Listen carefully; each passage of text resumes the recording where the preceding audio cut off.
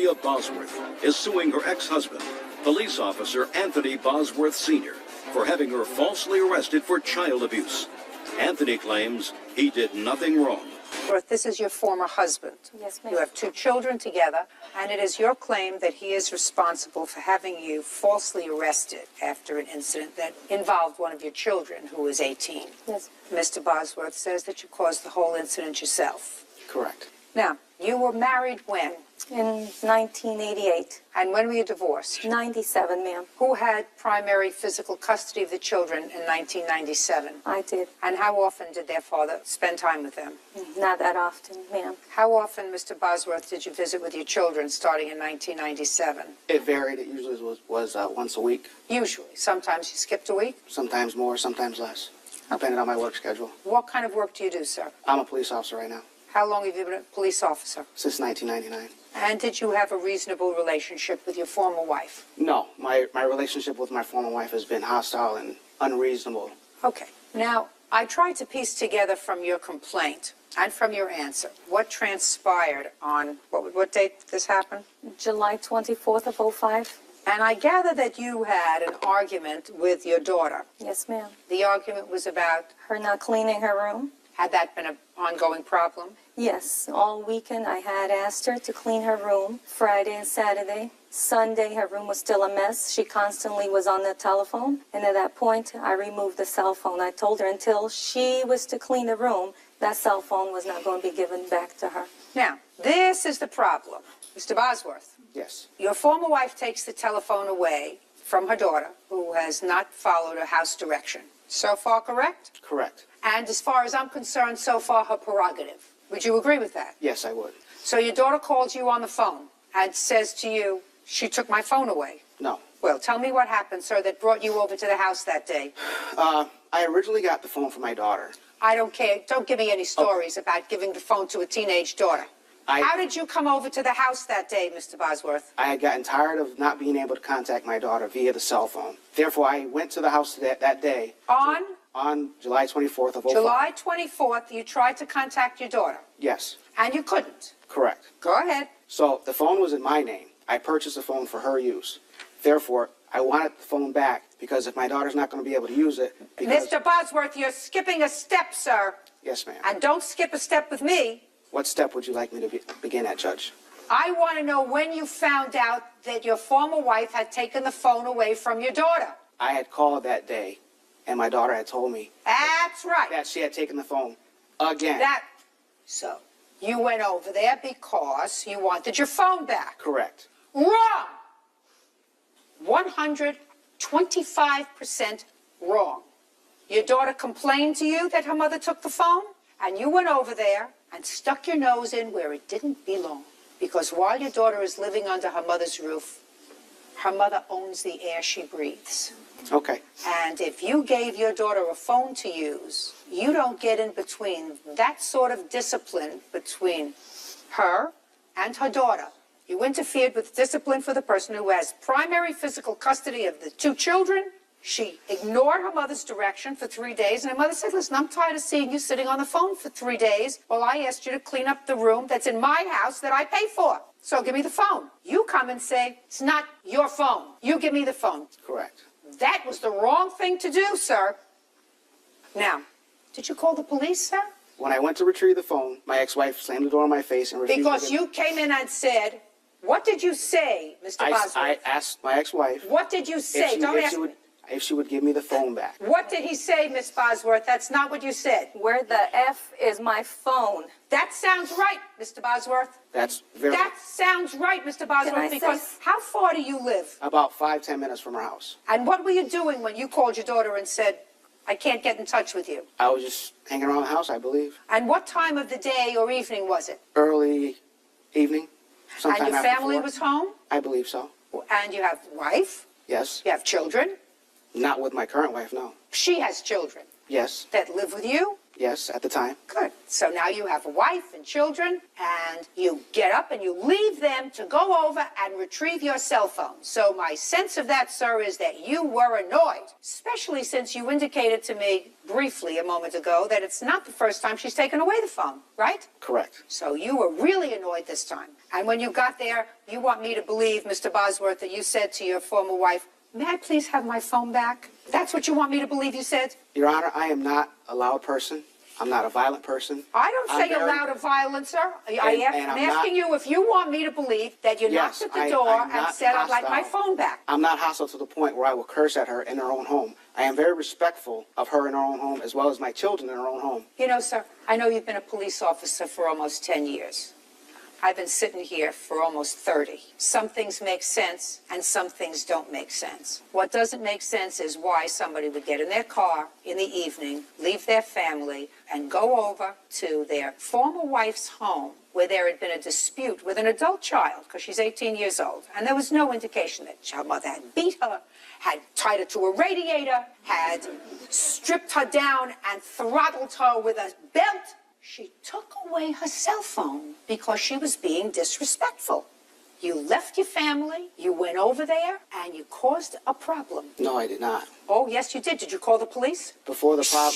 Did you call the police? Yes, I did. Because you didn't get your cell phone? Because I didn't want a problem with my ex-wife. Slam the door. Mr. Bosworth, you're not following me, sir. If you think that you're right, I'm here to tell you that you're wrong. And I'm usually very, very respectful of police officers because I think that they do a very tough job. You abused your position as a police officer by calling the police to go over there and retrieve a cell phone. At that time. They have better things to do than to deal with your ego. They have people to protect. And if you wanted your cell phone back, all you have to do is you call and you say to the cell phone company, "I'm discontinuing the service on this cell phone." That's it. And you tell your daughter, "Listen, you want to live with your mother? You got to live with her rules. I'm not interfering with that."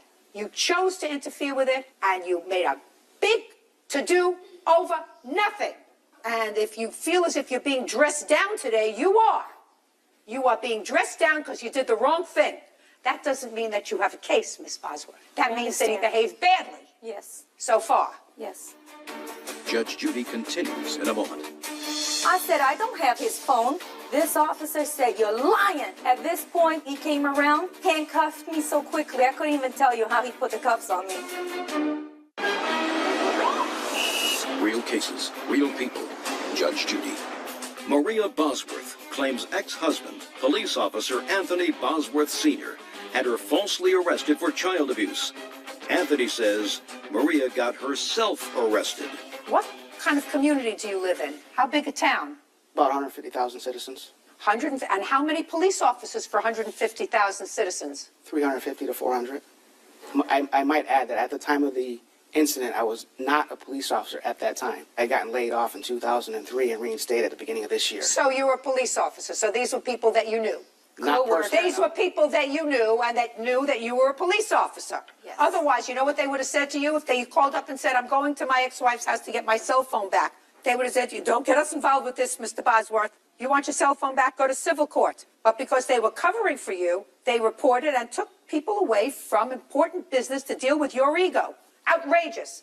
Okay, so what happened when the police got there? He had called me on the phone and was rude and belligerent, and I hung up the phone. That's why he got to my house so quickly, because he was upset that I hung up because I was not going to tolerate him being disrespectful on the phone. When he got to my door, he rang the bell excessively. I would say 20 to 30 times. And when I got to the door, I slammed the door. I told him, "You don't know what's going on. You need not to meddle." He never asked me what had occurred for me to remove the cell phone from my daughter. So at that point, I went back to baking as I was. I realized I needed some additional spices. I left, and Mr. Bosworth's outside, and he said, "Where are you going? The police are on their way."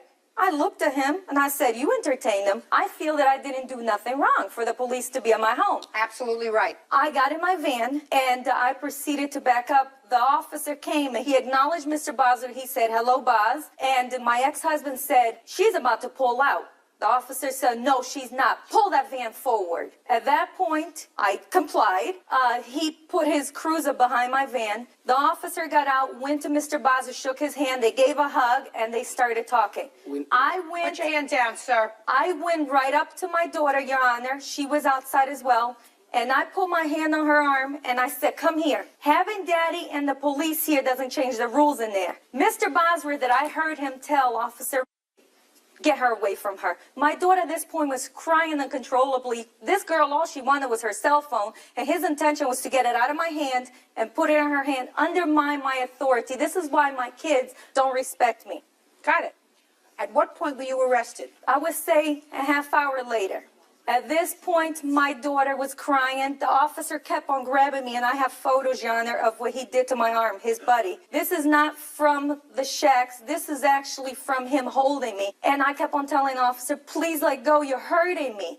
And he kept on grabbing. I said, you're hurting me, let go, what's your problem? He got in my face and he said, get your effing in the house or I'm going to find many reasons to arrest you. So at this point, I said, let go, you're hurting me. And he kept on squeezing tighter. So I did go in the home. My daughter was pressed on time. She left crying uncontrollably with her boyfriend. Mr. Bosworth and this officer stayed in front of my house for a good 15 minutes. And I couldn't figure out why are they still there. And I went inside of the garage, Your Honor, to listen. And I heard Mr. Bosworth tell him how of a B I am of an ex-wife, and that mentally and physically I abused my children. I want to know at what point you were arrested. At this point, I decided to go in my backyard. I thought the matter was over. They were just talking. I was hoping to God that they just leave. And I was in the backyard. This officer opened my gate, and it's a 6-foot tall gate. And he came and he said, where's his phone? I said, I don't have his phone. This officer said, you're lying. At this point, the officer called me a liar. I said, sir, I'm not comfortable with you because you know my ex-husband. I want a supervisor. My cordless phone was right there where I was on my deck. I got my cordless phone and I pressed 9 and I attempted to dial for a supervisor. He came around, handcuffed me so quickly, I couldn't even tell you how he put the cuffs on me. Listen, Miss Bosworth, why didn't you sue the police department? My attorney told me to wait until the matter was over, and in June of this year, 06, it was over. I did file charges. And the case was dismissed? Yes. He never showed up in court, Your Honor. Good thing. But is your attorney filing a lawsuit against the police department? We are in the process. That's exactly what you should do. Yes. Him too. Him too. Outrageous conduct, sir. Outrageous abuse of your power. Let me see the police report. If you look at the police report, it was not my actions that caused her to get arrested. Oh, listen to me, sir. Listen to me, sir. I know exactly what happened, sir. I want to see what the police officer wrote down in this police report. Not necessarily that I believe it. All I just want to read it. Outrageous. Your conduct is outrageous, Mr. Bosworth. I'm amazed that you're a peace officer. Mm-hmm. Officers were dispatched to assist the subject in retrieving his cell phone. And they know him. Where is your daughter now, Miss Bosworth? She's in college in Georgia. Is this her first year in college? Yes, ma'am. Graduated from high school with reasonable grades? 3.2. And she got the 3.2 living in your home? Yes, ma'am. Not living with her father? No, ma'am. I'm speaking. Not living with her father? Never. Who filled out her applications with her? I did. Not her father? No. Father gives her cell phones? Oh, yeah. The fact that your former husband exercised the poorest of judgment does not make your case actionable against him. The fact that he abused his power as a police officer, despite the fact that he'd been a laid-off police officer, calling the police. And you lied to me, by the way, when you said you didn't know these officers. The police officer said that he knows you. Abused his power. That's also not actionable. He has the right to come over to your house. He also has the right to call the police. They have the right to hang up on him and say, go to civil court, as in their protocol for most things that have to do with property. They chose not to do that in this case. And in my view, that is actionable on your part, civilly, against the police department, not necessarily against him. He instructed the officer to arrest me if I didn't give the cell phone. If I gave the cell phone, I would never got arrested. I never instructed any police officer. They told me down at the police station. Your Honor. Just a second, sir. You know, officer. No, I do not, personally. Well, he says, We were partners. The above, a male known to the officer. All officers know each other's names, especially laid-off officers at that time. Well, sir, what I'm saying to you is, He knew very I was a police easy, officer, yes. very, very easy for you to resolve that, sir. You could have brought officer with you as a witness. I tried to get both officers to come as a witness, and they both told me they didn't want anything to do with this woman. I wouldn't either, because I got to tell you something. As well as the witnesses that were there, her neighbors. They didn't want anything to do with this. They wrote statements. They showed me pictures of her past Your incidences. Honor, Listen to me, sir. may I ask? Miss Bosworth, I want to tell you something. Yes. He did the wrong thing. I think that in 1,000 years, he never expected to come here today and be dressed down. Never expected to be dressed down, because nobody has told him he was wrong except you. And he doesn't believe you because he thinks you're nutty. I'm prepared to tell him that he's wrong, that he did absolutely 100% the wrong thing that day in July. Thank you. May I add something, Your Honor? No, it's not necessary. It's important. Okay. My attorney tried to subpoena the 911 call. There was never a 911 call. He called officer on his personal cell phone. He knows he has the section of my city. My attorney... Just a second. Eventually, if this matter proceeds to a civil lawsuit against the city, which I assume it will, and I assume it should, they can't doctor 911 calls dating back to July. Your Honor. Excuse me? I'm sorry to interrupt you. Was there a 911 call? No, there was not. I called the police non-emergency line to ask for an assist to prevent a breach of the peace. Therefore, they determined which officer would show up. Just a second. You called a non-emergency number that Yes. takes you right into the police station. The dispatch That center, takes you yes. right into the police station. Yes. I got it. Not directly. I got it. No, I got it. I got it. Where is that number published? In the yellow pages.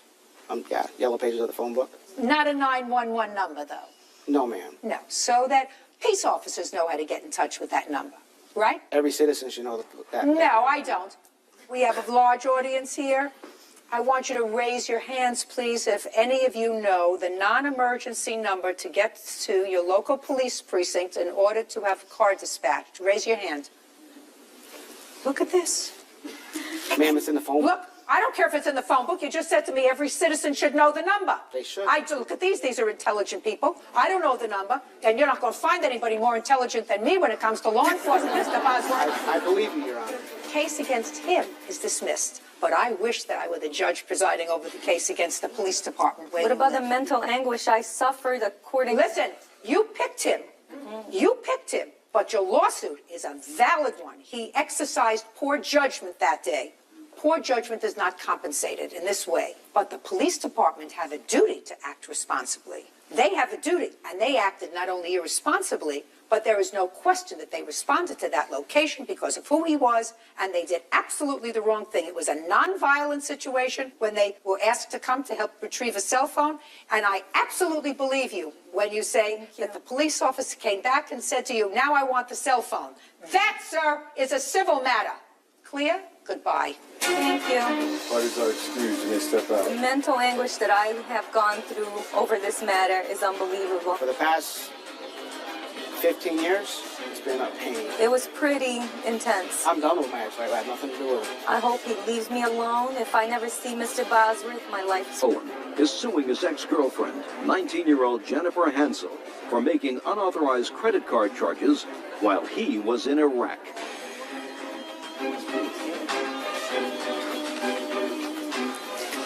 That's case number 143 on the calendar in the matter of Owen versus Hansel. Parties have been sworn in, Judge. You may be seated. Ladies, have a seat, please. Mr. Owen, the defendant was your girlfriend, and subsequently you became engaged. It is your claim that at some point you were foolish enough to give her a credit card that she was supposed to use, according to you, for emergencies. The only problem, Mr. Owen, is her definition of an emergency and yours were different. Is that right? Yes, Your Honor. And you're no longer a couple. You want her to pay you back for those credit card charges. Yes, Your Honor. And second, you purchased a car. The car was for her. You took back the car. You'll explain why. And at this point, if you went to sell the car, you believed that you would be short $3,000, something like that, in the shortfall of what you could sell it for and what the loan is that you're responsible for. Yes, So you sir. wanted to pay for that. Yes, Your Honor. That's a big problem, sir. I'm going to explain the legalese to you in a moment. By the way, Ms. Hansel says the credit card was a gift and the car you took back, and she's counterclaiming for some harassment nonsense. So I'll hear you in due course. When did you start dating the defendant? The defendant and I started dating about September 11th, Your Honor. About a week and a half before I left to Iraq, Your Honor. Is that when you met her? Yes. 2000? 2005, Your Honor. When did you give her the credit card? I gave her the credit card in February, Your Honor. And you were still in Iraq at that time. What did you do, mail it to her? Yes, I did, Your Honor. So far, is that correct? Why did you mail her a credit card? You knew her for a week and a half. At this time, Your Honor, Jennifer and I had become very close over the phone when I was in Iraq. We had fallen in love. I trusted her very much. In February, she had got evicted from her house, and she had no place to go. Do you know why she got evicted from her house? Because she had thrown a party at her house. Your Honor, that's not true. Well, you didn't answer me yet. Because she had thrown a party at her house. The landlords found out about it, and they didn't like it very much, so... Is that what she told you? That's what she told me, Your Honor. So she gave him 2 weeks' notice that she was leaving, and she came home from work one day, and all of her stuff was out in the lawn. She had nowhere to go. At that time, Your Honor, she had no money, so she had asked me to loan her some money so that she could find a place to stay, get food, and whatnot. So I told her I would put her on my credit card as a secondary, and she could use it for emergencies purposes only. A couple of weeks later, I got a call from my Discover card statement saying there had been multiple charges to Charlotte Russe, different clothing companies. I asked the defendant about these charges, and she said yes, I had made these charges to these clothing companies. Well, did she also charge a motel, a place to stay, anything else? Yes, Your Honor. As far as gas, motel, clothes, food, I got paperwork if you would like to see it. Well, I'd like to see it because you did tell her she could use it for emergencies. Is Right. that right? Yes, Your Honor.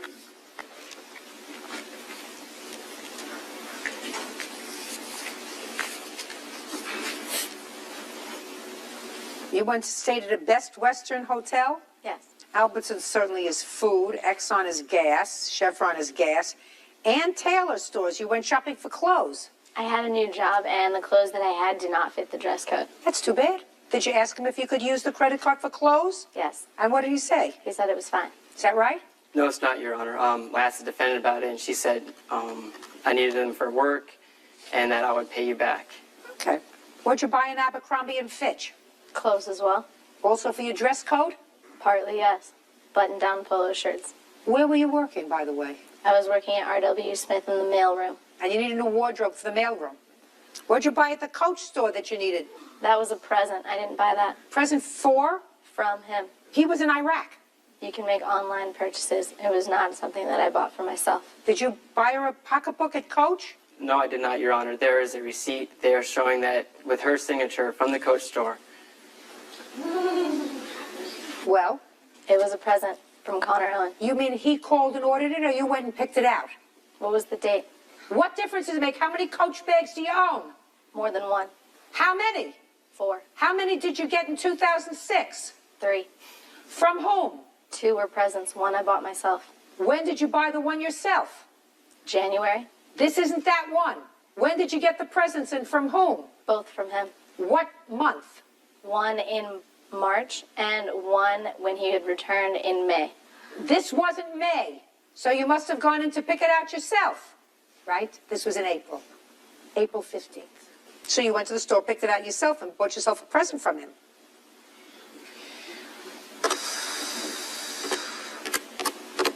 She really had a sucker. When in May did you return, sir?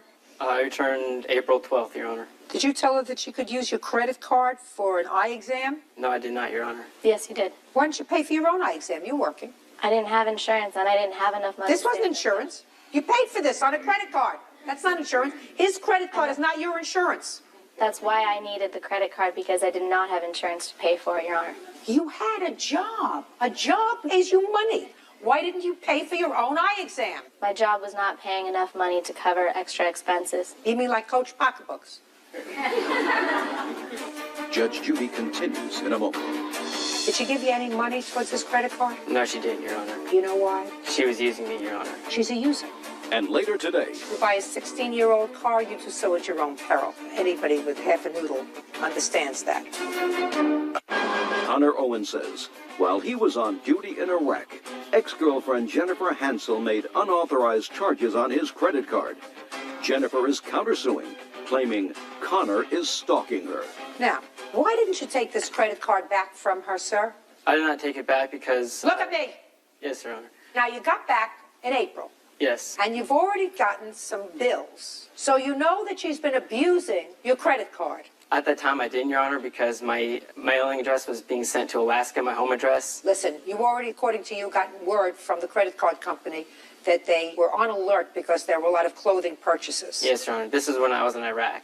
But then you came home from Iraq, sir. Yes, Your Honor. Why didn't you, the first thing you did, as soon as you came home, take the credit card away from her? Because when she said before that she would use it for emergencies only, I trusted her that she would. Mr. Owen, I don't believe you, sir. When did you become engaged? We were never engaged, Your Honor. Just a second. On April 12th, I returned from Iraq. Jen and I got engaged, and we were very happy. That's what you wrote in your complaint. My complaint, Your Honor? I never... That's not true. We were never engaged, Your Honor. Would you show this to him, please?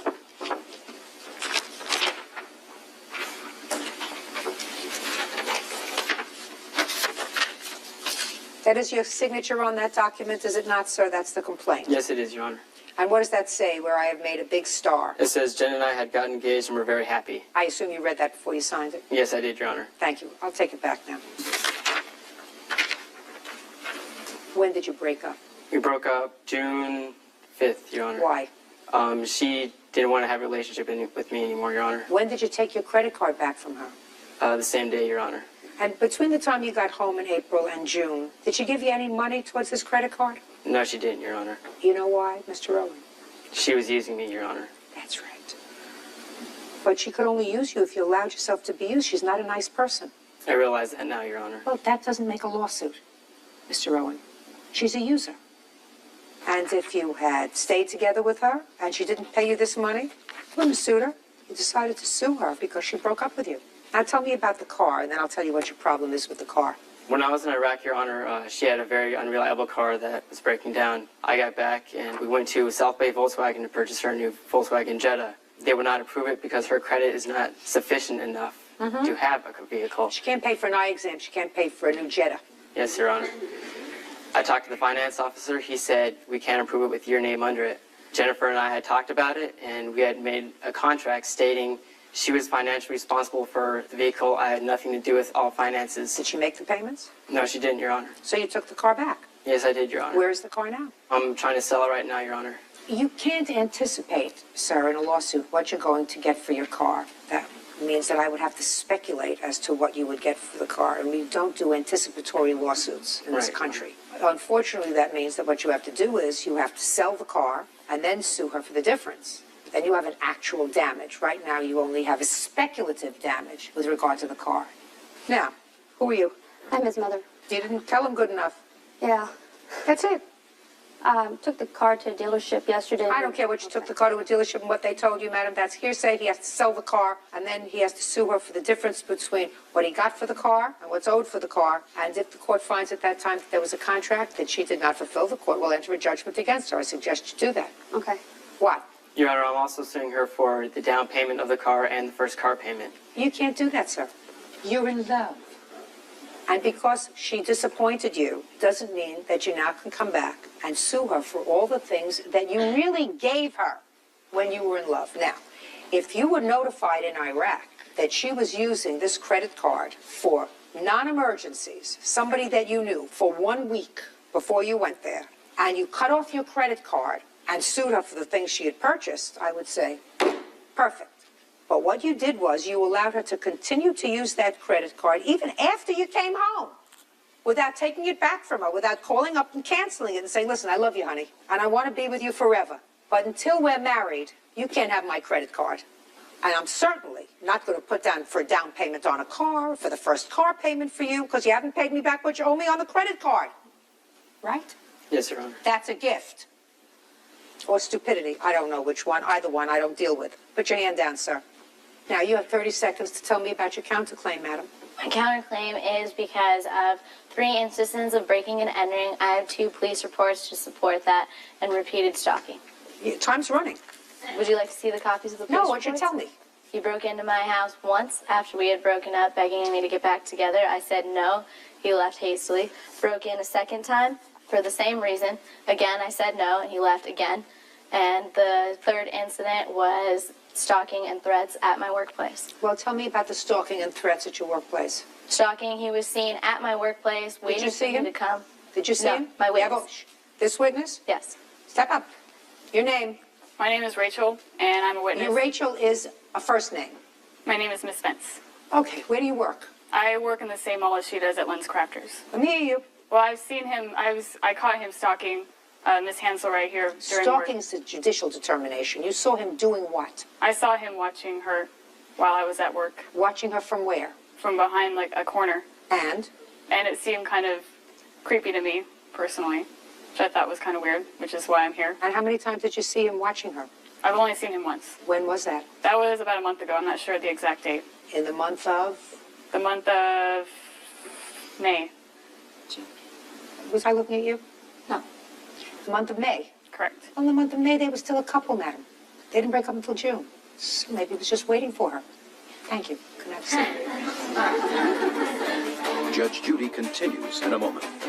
Next time, pick more carefully. Not everything that has a pretty face is a nice person. And later today, If you wanted that she had full coverage on the car, you put it in the contract. I'm not a car dealer, Your Honor. I don't give a rat's two whether you're a car dealer or whether you repair antennas on Mars. real cases, real people. Judge Judy. Connor Owen says, while he was on duty in Iraq, ex-girlfriend Jennifer Hansel made unauthorized charges on his credit card. Jennifer is countersuing, claiming Connor is stalking her. Okay. Did he ask for any money from you? Yes. When? He asked both times that he had broken into my house. And what did he say? He said, give me the money you owe me. And what did you say? How much? Mm-hmm.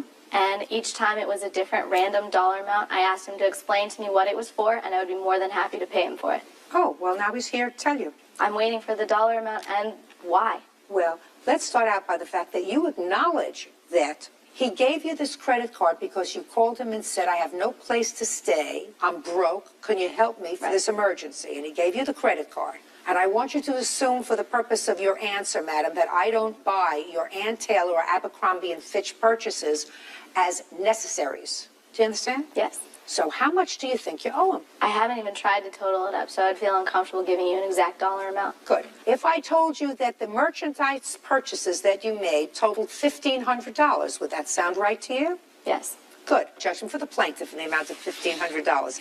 Next time, pick more carefully. Not everything that has a pretty face is a nice person. Yes, Your Do Honor. you understand? Yes, Your Honor. Counterclaims dismissed. That's all. Parties are excused. You may step out. At the time we were dating, I didn't think I was being taken advantage of because we were dating and the feelings we have for each other. But now that I look back on it, I do see it was stupid. I think his motivation was to get revenge for the fact that I don't want to be with him anymore. He's a nice guy. I have 5 boys. They're all nice. We taught him to give to other people. I think he's a really nice guy, and it's a bummer that it didn't work out. Hopefully I can just move on and she can move on and go about her business. And now the next case. All parties in the matter of Brading versus White. Step forward. 26-year-old Amber Brading is suing her ex-boyfriend, 25-year-old Brandon White, for crashing her car while driving drunk. Brandon says the insurance company has already paid the bill. Miss Brady, you and Mr. White were friends. You went out drinking together one evening. When was this? This was on the night of February 1st. Where do you live? I live in Dayton, Ohio. Just recently I moved to Dallas, Texas. Was it just the two of you going out drinking? Yes, Your Honor. Okay. This is your lawsuit. You claim that the defendant was the designated driver that evening, that the two of you went out drinking, and that both of you drank. On the way home or on the way from one place to another, he got into an accident and totaled your car. And your insurance company paid you out, minus the $500 deductible on your insurance. So far, am I correct? Yes, Your Honor. So you want Mr. White to pay you the $500 deductible, and because you couldn't replace your car with what the insurance company gave you on the car, which was how much? They gave me $1,976, I believe. So because you couldn't replace a car for $2,000, in addition to the deductible, you want him to give you another $2,500 because that's what you had to put down to get another car. That's your lawsuit. Yes, Your Honor. Mr. White says a couple of things. First of all, he claims that you drugged him that evening. And as far as the rest of the claim is concerned, he says, you're really crazy. All right, Miss Brading, what do you do for a living? I'm currently a waitress Where? at Sullivan Steakhouse in Dallas, Texas, Your Honor. What about you, Mr. White? I work in a restaurant as well. What restaurant? Bob Evans. What do you do? I'm a manager. And where is Bob Evans? On Dorothy Lane in Dayton, Ohio. February 1st, 2006. Tell me about that evening, Miss Brading. That evening, I went to Mr. White's house and I picked him up. We had plans to go to Bargo's. He agreed to be the designated driver that evening. Stayed there for a few drinks. Exactly what he drank, I'm not sure of. And then we went to Tailgaters, a different bar approximately 10 miles away. I insisted we call a cab for that evening, and he said, no, I'm okay. And then from there, he wrecked my car and got a DUI, DUS. How did he wreck your car? He was failure to control. Okay. He got a DUI. May I speak? Got a DUI. The insurance company paid you for the car. Yes, but there is still a balance left on what I still owe on the loan. Really? How much? $816. Did you pay them? Not yet. I had to put money down for a new car. I can't put my son in a car that's considered totaled. How old is your son? 4 years old. Who did you leave your son with when you went out drinking? He was with his grandmother. Is that your mother? No, his father's mother.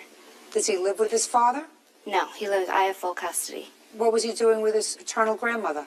Well, his father lives in Dallas, Texas, and has since he was born. So she's in town, so she's able to watch him every now and then.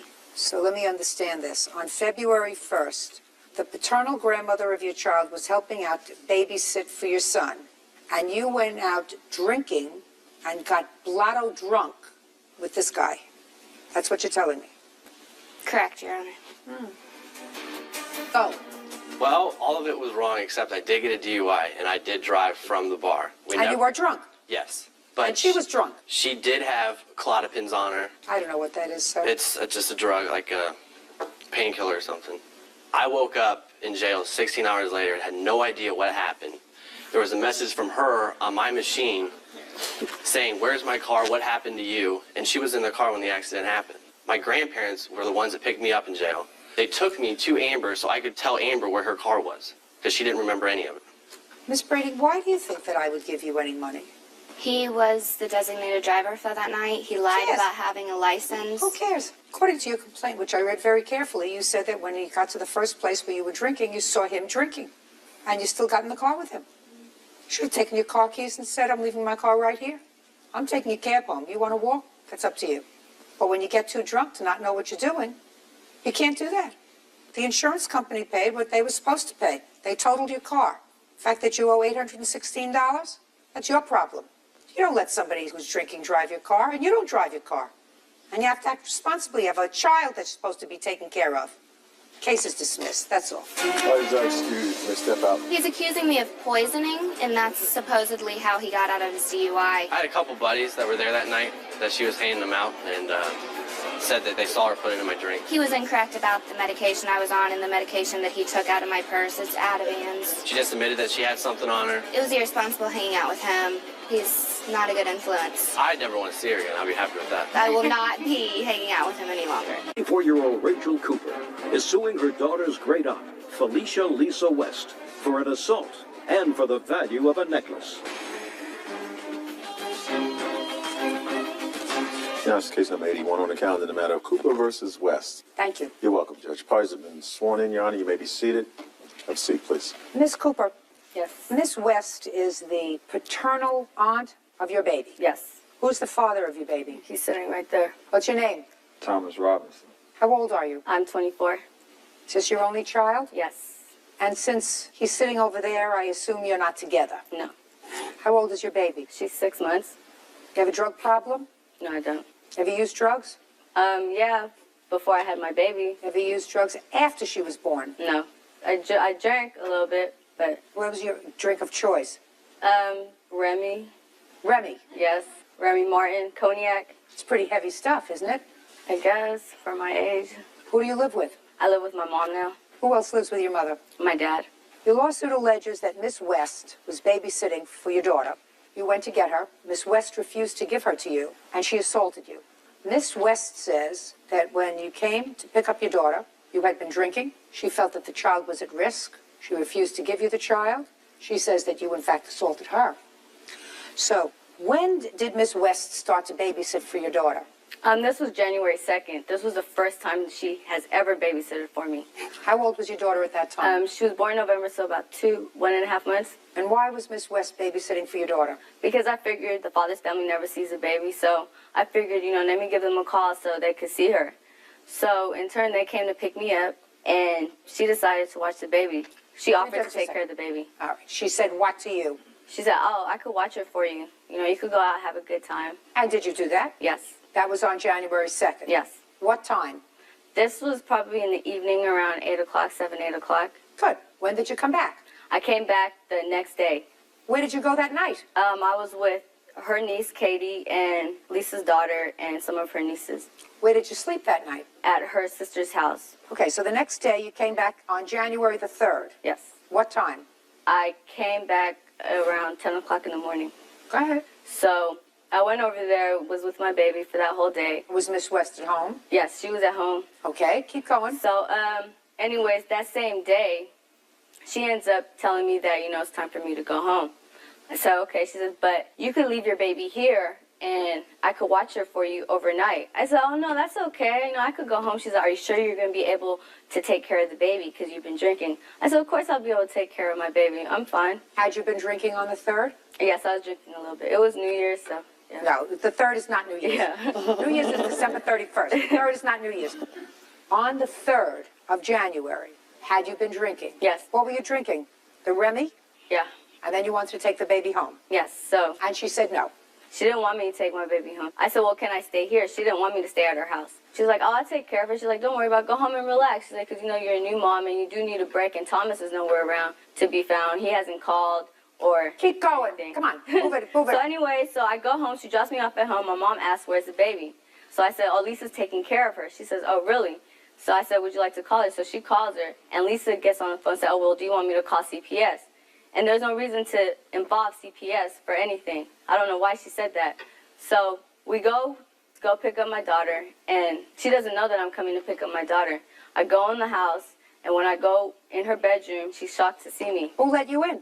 Her husband let me in. So when I busted in the room, she was sitting with my baby. My baby was stuffed in her chest. She had a pillow behind her back, and she was sitting cross-legged. She said, what are you doing here? I said, give me my baby, Lisa. She snatched the baby. She said, no. I said, what do you mean? I can't have my baby? She said, no, do you want me to call CPS? I said, for what? Why are you going to call CPS for? So she refuses to give me my daughter. So I have to call my mom to tell my mom to come in the house saying she's not giving me my baby. So then she decides... How did you get there? My mom gave me a ride. You mean your mother gave you a ride and then just dropped you off? No, she was waiting outside for me. Okay, go ahead. So then she decides finally to give me my daughter. So my mom comes in the house, and I'm like, Mom, she's not letting me leave with my baby. She says, oh, no, don't let them leave. She was telling Katie and everybody in the house, don't let her leave. Don't let her leave. So they block all possible entries so me and my mom cannot get out with my daughter. My baby started crying. My mom was holding the baby. So my mom said, oh, do you have a bottle so I could feed my granddaughter? Lisa's like, no, let me feed her. She tries to go to my mom and tries to tear my baby out of my mom's arms. So that's why I gave me to her. I'm like, what are you doing? No. So she comes back to me, grabs me by my jacket, and slams me all the way against the wall. Then she grabs me and slams me all the way down on the bathroom floor and starts choking me. It took 3 people to try to get her off of me. Her husband was in the kitchen, finally decides to get up to come get her off of me. And then she's still trying to fight. She's still trying to come attack me. And then when the police comes, she tells them that I attacked her, which was wrong. Okay, Miss West, now I'll hear you. Well, it started January the 1st. My niece and my daughter comes home with Rachel. My niece Katie tells me that Rachel called my daughter Caroline to pick her up from this hotel on West MacArthur. Katie, stand up. Tell me what you saw when you got to the hotel. Okay, Rachel was drinking with some guy, and the baby was just crying, and it just seemed like the baby... How did you get to the hotel? I drove. Who had you heard from that caused you to go to the hotel? My cousin. Who were you in the hotel with? I was with my friend. He was helping me. What's his name? His name is Jose. And what were you drinking with Jose? I'm drinking some Remy. Go ahead. Anyway, I took the baby from Rachel because she was crying. I rubbed her stomach. It seemed like she had colic. And I said, Rachel, do you burp your baby after you feed her? Rachel said, no. This is my first child. I really don't know what I'm doing. I said, you know what, Rachel, this don't make no sense. Give me this baby. Me and my cousins take the baby. We go get the baby some medication. Rachel is not even coherent enough to give her baby the medication. Your Honor. Put your hands down. I don't think you're adorable. I don't think you're cute. I'm going to hear from your mother because, quite frankly, unless your mother is totally together, I'm calling CPS on you. You understand that? Yes. You understand why? Why? Remy. Judge Judy continues in a moment. She is incapable of taking care of a child. I'm not capable. Incapable. She has no judgment. Bill Cooper says she was assaulted during a custody exchange by her daughter's great aunt, Felicia Lisa West. Felicia claims Rachel is an unfit mother and is countersuing also for assault. Stand up. Who has legal custody of this child? Rachel. Well, that better change. That better change. She is in no position to have legal custody of this child. And unless somebody who's responsible has custody of this child, Child Protective Services is going to take the child and give the child to a stranger. Maybe to Miss West. Who knows? Your daughter is acting irresponsibly. Don't you understand that? I do understand, but I do not understand the reason why Miss West had to assault her. That I don't understand. Listen to me. I don't understand why you would allow your daughter, who was intoxicated, which she clearly was on the 3rd of January, to go back to Miss West's house and tell her to go inside and take the baby. If you felt as if you didn't want to leave the baby with Miss West and you wanted the baby to come home with you, then you go inside, and maybe you could have had a civilized discussion with Miss West. Instead, you send her inside, and she has no brain. I mean, didn't you hear what she said? This lady is telling me the truth. She went to a motel, found your daughter in a motel with your granddaughter crying, and she's sitting with some jerk drinking Remy. No, Your Honor, my daughter was crying because I didn't know what was going on. I was holding my baby, Your Honor. Because you didn't know that Just a second. You didn't know what year it was, I was burping my daughter, Your Honor. What were you doing in a motel with a guy drinking Remy? Because I was expecting to see if the father would call me on New Year's to come by. That's why I got the hotel room. I was with my friend. He was helping me take care of my baby instead of the father. He was helping you by sitting with you in a motel drinking? He was holding her, helping me, trying to calm her down too, Your Honor. What's your last name? Jimenez. Miss Jimenez, do you get it? She is incapable of taking care of a child. I'm not capable. Incapable. My daughter is well taken care of. She has no judgment. Zero judgment. And this baby is going to get hurt. Did you just hear what she said to me, Miss Jimenez? She said she took a motel room, hoping that the baby's father would call her on New Year's Eve. And later, she's still in the motel room with Jose, drinking Remy with the baby. Do you get it? You're shaking your head. The only reason you're off the hook is that there's not enough room for you up there. Ma'am, she Because took when my you make child from me. Because when you make a baby, you're supposed to be able to take care of a baby. And I was. And I provided a roof over her head till she decided to take my baby and leave without Then everything. you go to court. And that's what I'm doing, He hasn't ma'am. been doing Good. anything. Then you go to court. What? When I took her to pick the baby, she was not drunk. She had been drinking all day. She said she had been drinking I all wasn't day. drinking all day. That's when I was drinking during the daytime, Your Honor. Then I wanted to go home with my daughter. She told me I could stay at her house, but then refused for me not to stay at her house. I heard you. Did you know where your daughter was on January 1st with the baby in the motel?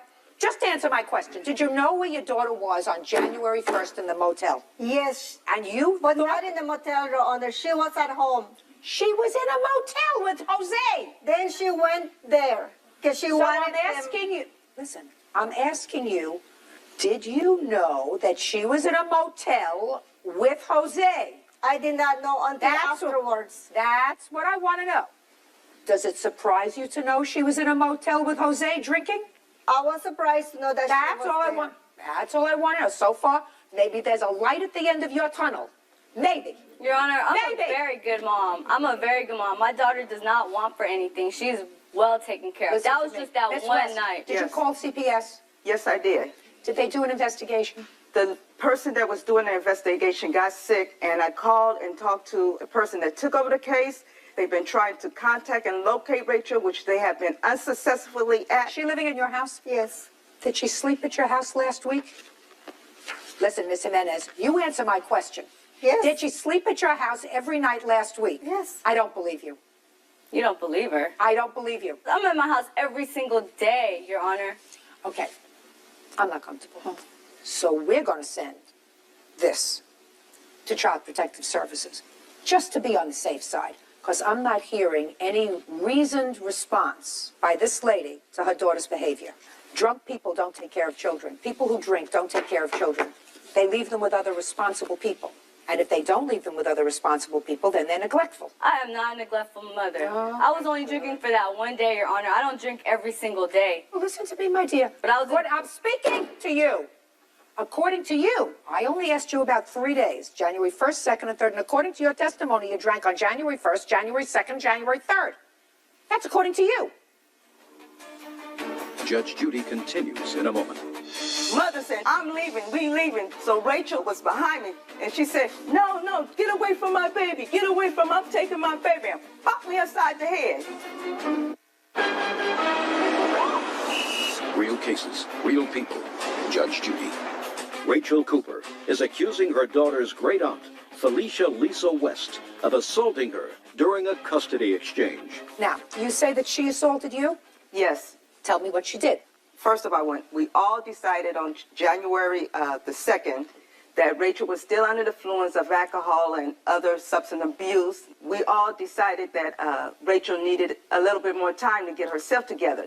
Therefore, my husband and I told Rachel we'd be more than happy to watch her until she get herself together. You watch the baby? The child, yes. So Rachel said, but I want to stay. I said, well, Rachel, you can't stay because I don't have enough room to house you. So my husband and I drove her home. So that was that. So my husband and I proceeded back home, got home. Then she had called and said, I want to come and get my baby. I said, let me speak to your mother. So her mother got on the phone. I said, well, the baby is fine. I said, she's asleep, and David and I, which is my husband, is going to take care of the child. Then the mother said, no, the baby needs to be home with Rachel.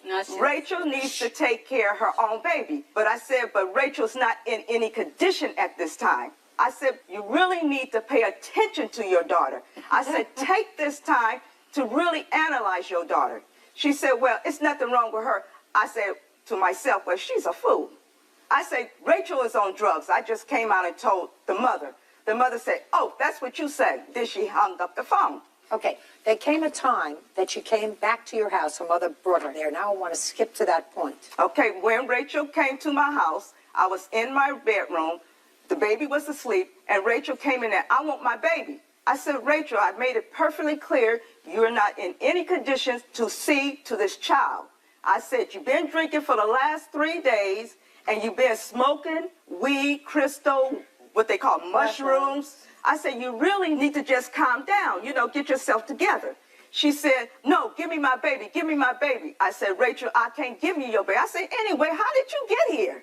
She said, my mother brought me. I said, well, I need to talk to your mother then. So I told my husband, David, to go out there and see was her mother actually out there. Then Rachel would say, no, just give me my baby, just give me my baby. I said, Rachel, I'm here to help you. I don't want to call the police and report you to CPS. I said, you're not leaving me any alternative. At that point, her mother came in. Then I gave her the baby. Then I talked to her mother, Tina. I said, Rachel is not in any condition to provide for this child. But if you tell me that you're going to take care of this baby and be solely responsible for this child, I can get a child to you. Then she said, well, that's Rachel's responsibility. I'll help her. I said, oh, no. I said, you're going to tell me you're going to help her? I said, she can't help herself at this time. So mother said, I'm leaving, we leaving. Then I said, no, you have to wait for the police. So Rachel was behind me, and she said, no, get away from my baby. Get away from, I'm taking my baby. And pop me upside the head. She's lying, Your Honor. I don't want to hear you. So I said, you have to stay for the police. So then she bopped me again. I said, now, wait a minute. Are you fighting? And then she just took off, and I said, I just had gasket bypass surgery. I'm not strong. And she just commenced on, so, hey, I'm going to defend my stomach and everything. Gotcha. Judge Judy continues in a moment. Are you the victim of an assault? Go to JudgeJudy.com or call 1-888-800-JUDY. Miss Cooper, you know what a hair follicle test is? What's that? Oh, they picked the hair. Yeah. We take a piece of your hair, and the hair will tell us whether, in the past year, you have used any drugs, because it remains in the hair shaft, and if you've used alcohol, how much. You prepared to take a hair follicle test? I feel that there's no reason to You take prepared? My question is, that requires a yes or a no answer. You say that you did not use drugs, and you don't have an alcohol problem.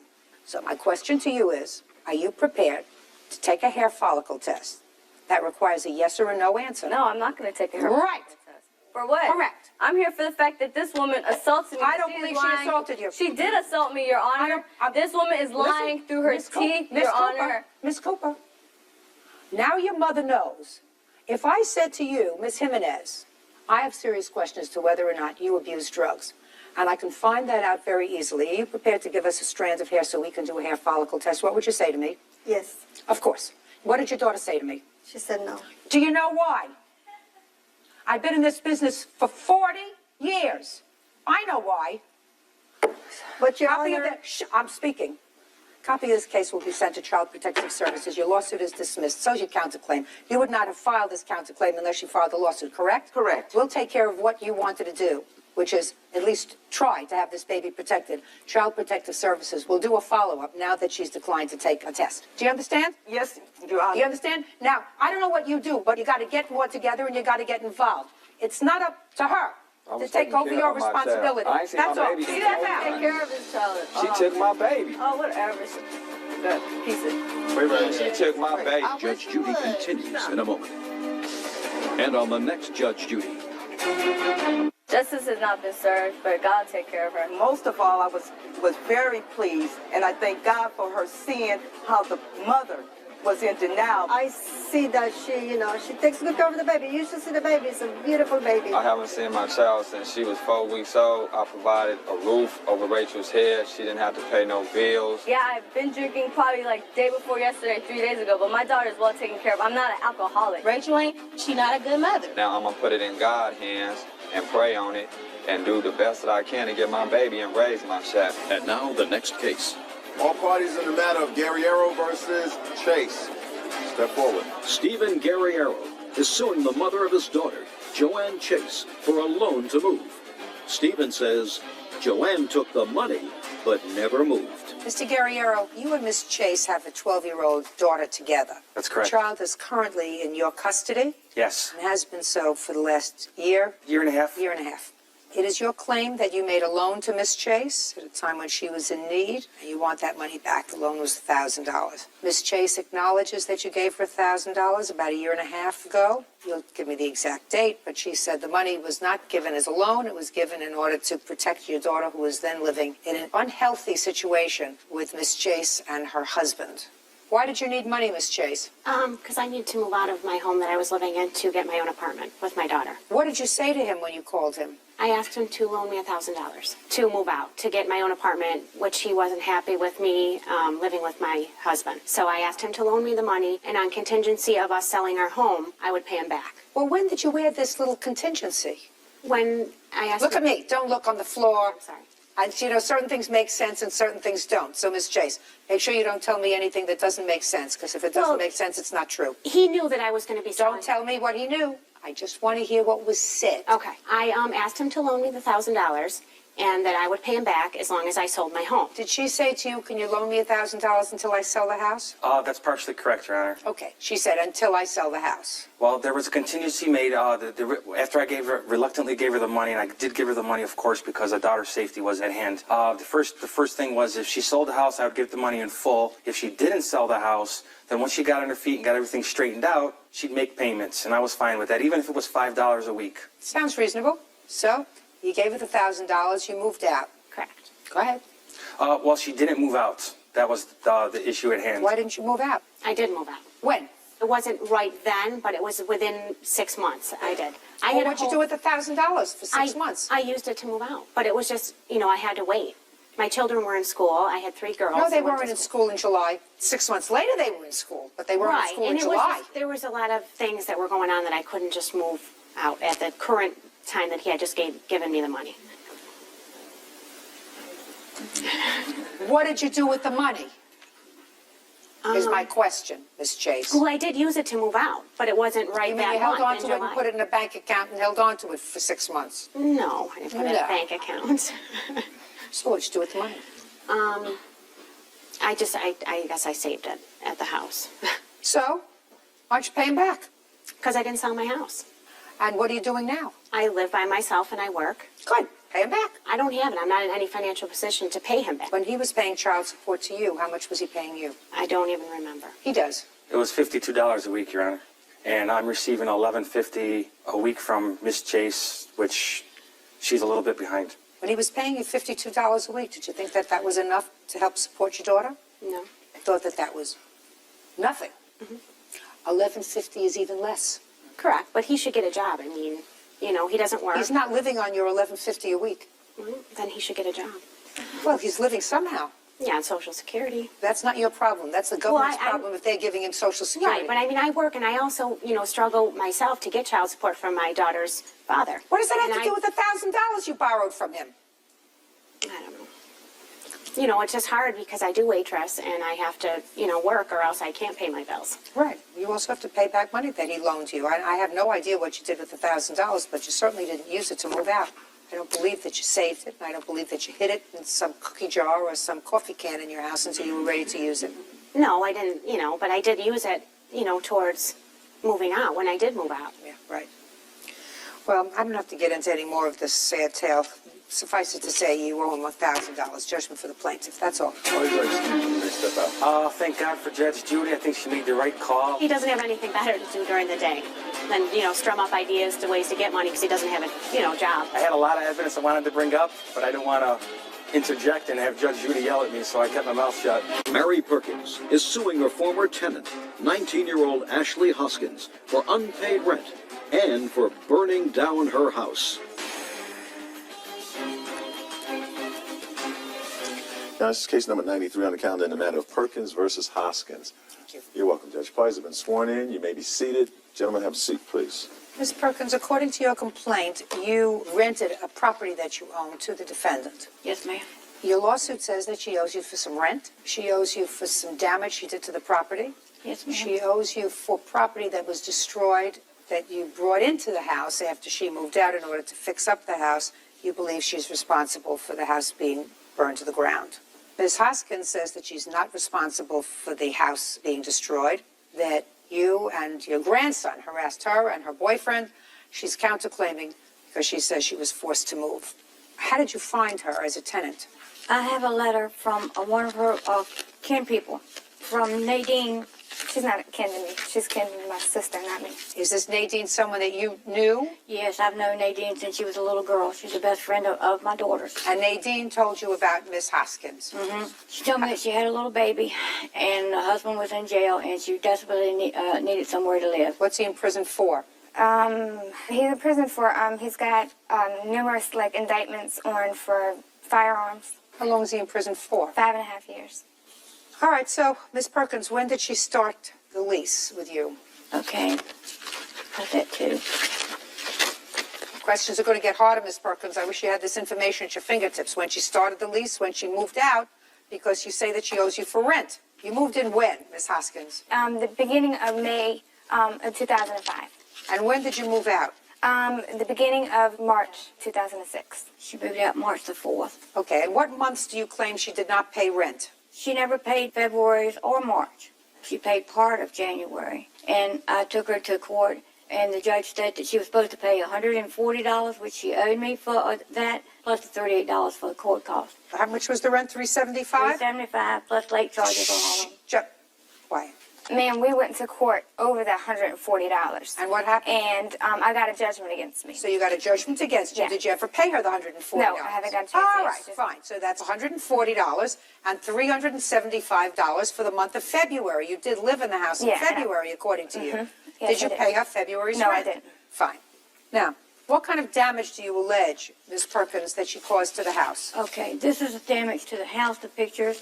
This is the one from the fire itself. I don't want to see the fire itself. I want to Okay. see the damage to the house.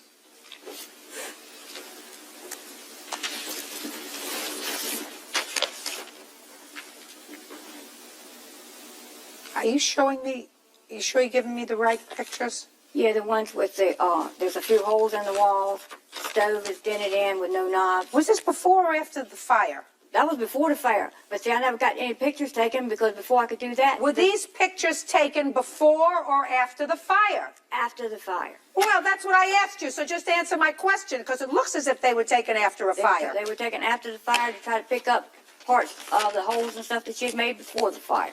Okay. Who are you? Detective Roland Grimm. Step up, please.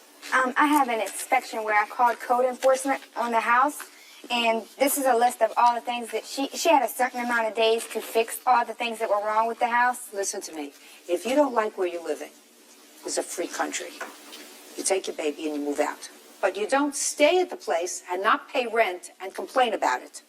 That's just my idea of America. You don't like where you live? Move. All right, Detective, were you assigned to investigate the fire at this house? The arson, yes, Your Honor. Okay, and it was determined to be arson. Yes, it was. So tell me what you know. The problem with this case was that Ms. Perkins only cooperated with the police up to a certain point and then stopped cooperating. In what respect, Detective? She came in to speak with me for an interview, and I explained to her that I did follow up on all the leads that she had given me in reference to her stating that the defendants made mention that they would burn the house down. This gentleman? Yes, Mr. Lopez and the defendant, they did have an alibi. I checked that. They were already moved out of Ms. Perkins' residence. They were moving into their new apartment that whole weekend, and I spoke with family members about that. None of the neighbors saw the defendant or Mr. Lopez in the area. The only people that they did see was Ms. Perkins and her daughter. There was no forced entry into the residence. But you had insufficient evidence, I assume, to charge anyone for the arson. Yes, ma'am. Is it still being investigated? It is suspended at this time unless more evidence comes forth. Ms. Perkins originally stated that she would take a polygraph. She brought that up to me. When one was set up, she declined to speak with me any further and obtain an attorney. And the defendant? The defendants were very cooperative. They advised me that they would if Ms. Perkins would take a polygraph, which at that time I deemed was fair. Okay. Yes.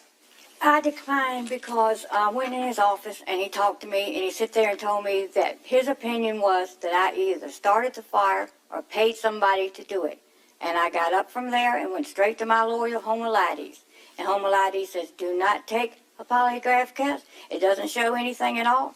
We've been trying to get him, the police, and everybody to take fingerprints off the kerosene can. They've got a picture of it in here that has not been moved. Fingerprints help a case, not lie detector test. He would not do it. There were numerous fire personnel inside the residence at the time of the fire, and it was handled. Well, it can be handled, Detective, but certainly there would have been no basis for either the defendant's prints or her boyfriend's prints to be on that can. From what I understand, that can had been there previously to the fire. Not when they were living there. Because according to Ms. Perkins, according to her complaint, she purchased some things, including this gasoline, left it in the bathtub after the defendant moved out. And even the defendant and her boyfriend, unbeknownst to you, but they shook their head no, because you said the can was there, they acknowledged that the can was not there when they were living there. So that certainly, forensically, would seem to me, listen, that's not my field of expertise, but I watch enough CSI to know that that kind of forensic examination is something that would be reasonable and admissible. Not only reasonable, but admissible. So if their fingerprints are on it, a bell would go off in your head because it wasn't there when they were living there. So either the stork would have brought their prints to this can, or it was there as a result of their being there prior to the arson. Yes, ma'am. It's still there. It's still there, it's still locked up. Same place. Still there, still locked up. So why don't we go get it? Judge Judy continues in a moment. Yeah, like, Just a second. Do you want to say something to me? Yes. Could you look as if you're interested and sit up? Good. And later today, eventually I told him, listen, just stop, just go away, bother somebody else. And finally it got to a point where I just said, listen, shut your mouth if you know it's good for you. real cases, real people. Judge Judy. Mary Perkins says former tenant Ashley Hoskins owes for rent and for damaging her home. Ashley is countersuing for harassment. Now, so far, Ms. Perkins, the defendant owes you $515 for rent. She's not going to give you any money for damaging the house because I'm not going to make a judgment with regard to this arson because of my lack of evidence as to who started this fire. If he doesn't know who started the fire... I have a witness. It's not here, but I do have a... If you have a witness, bring the witness to the detective. That has nothing to do with me. I have called and told him all about it, and he just ignores it. And I also called the insurance company and told them all about it. They were very interested. You have given that name to him? Yes, I have. Okay, and you have or have not interviewed that witness? I just received that information before I came here. Well, then I'm sure you'll be doing that right Yes, after ma'am. you get the can examined by your own forensic unit. Okay, now, Ms. Perkins, so listen to me carefully. $515 is what she owes you for rent. Now, Ms. Hoskins, you have a counterclaim, and your counterclaim is for harassment. Yes, ma'am. Do you want to tell me what that harassment was, Detective? You may be seated. Thank you for coming. Yes, ma'am. There's numerous times that she came over and harassed me. She got her grandson to break into both of my vehicles. And I want you to be quiet. I have the court papers saying that he pled guilty and... May I see it, please? And he was living with her at the time. Your grandson pled guilty to these charges? Not to my knowledge. And he wasn't living with me at that time. He was living with his mother. Okay. Well, it doesn't make a difference where he was living. Now, it is clear that the grandson, whichever grandson this is, pled guilty to breaking into these two vehicles. Now, this is your problem, Ms. Haskins.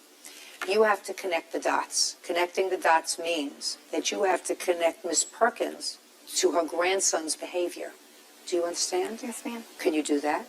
He lives with her. Who cares? It don't matter. No, it doesn't matter. Don't matter, and it doesn't matter. I mean, she had like on Just the a second. arson, Just a she second. had on. Just a second. Do you want to say something to me? Yes. Can you look as if you're interested Yes. and sit up? Yes. Good. Yeah. All right, she had till the 27th to fix everything in the house. Not interested in that. Not Okay, interested. but Listen to me. She's telling us Listen, we burn out listen. the house and we gotta sit here like this. I don't ask you to do anything, sir. All I ask is whether you had proof that her grandson, at her request, did damage to your property. The fact that her grandson lived with her is irrelevant. Okay. So I'm going to ask you again. The defendant has no such proof. Okay. Do you? No. Sit. All right. Judgment for the plaintiff for the amount of $515. Your counterclaim's dismissed. Thank you very much. Parties are excused. You may step out. Her grandson was living in her garage, and he wanted us to get out. So did she, so she didn't have to have him living in her garage, and he could come and live in the apartment. Oh, that's a lie. This whole thing is crazy, man. I'm getting out of the landlord. I don't care to ever rent. All I can say is what comes around goes around, and God will handle her. God doesn't like ugly. 28-year-old Nicole St. Marie is suing ex-fiancé Michael Diaz for the cost to pay off his attorney fees. Come to order, all rise.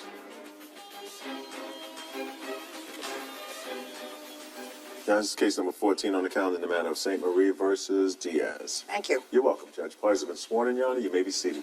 Miss St. Marie, you and Mr. Diaz lived together for how long? Roughly about 3.5 years. And at some point, I gather, you purchased a home.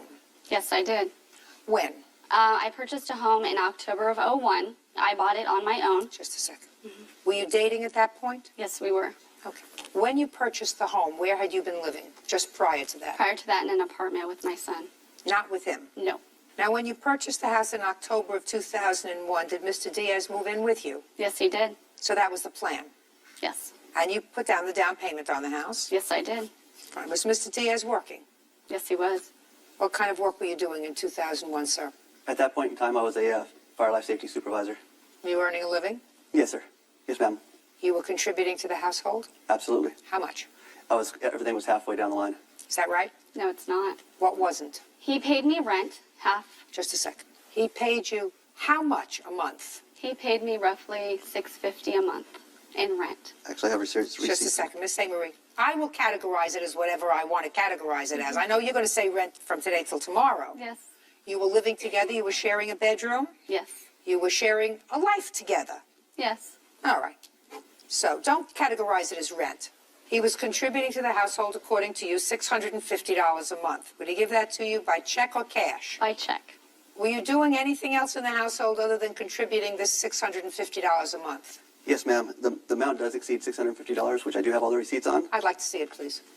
The reason for these questions will become clear, Ms. St. Marie, because it is your claim that during the course of the relationship, Mr. Diaz had some difficulty with ex-wife over child support. It was actually child custody, ma'am. Or child custody, whatever it was, and you needed a lawyer. And according to you, Ms. St. Marie, you loaned him the money for a lawyer. No, I did not. Well, in effect, you did, because you went to the lawyer, you co-signed for him to get a lawyer, and he ended up not paying, so you paid the lawyer. Correct. And you want him to reimburse you. Correct. And that was, I think, $3,500? Correct. He paid you some? None. Okay. And when was that? That was this past December. Okay, so you actually lived in the house for about 4.5 years. No. He moved out in November of 04, but we were still seeing each other up until April of 05. Did you move out in November of 2004, sir? I'm not exactly sure the date, but I know it was roughly in that time frame. Yes, ma'am. Okay.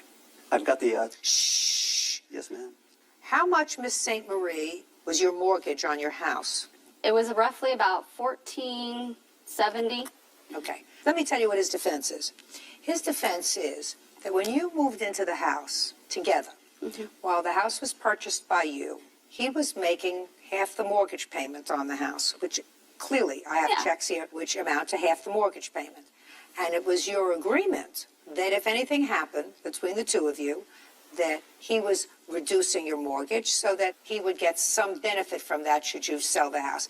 That's your defense, really. Yes, ma'am. So you walked away from the relationship without anything. You sold the house. What did you purchase the house for? What amount? $165. And what did you sell the house for? $350. So you had a healthy profit. Yes. When did you sell the house? November of 04. Right after he moved out. That's why he moved out.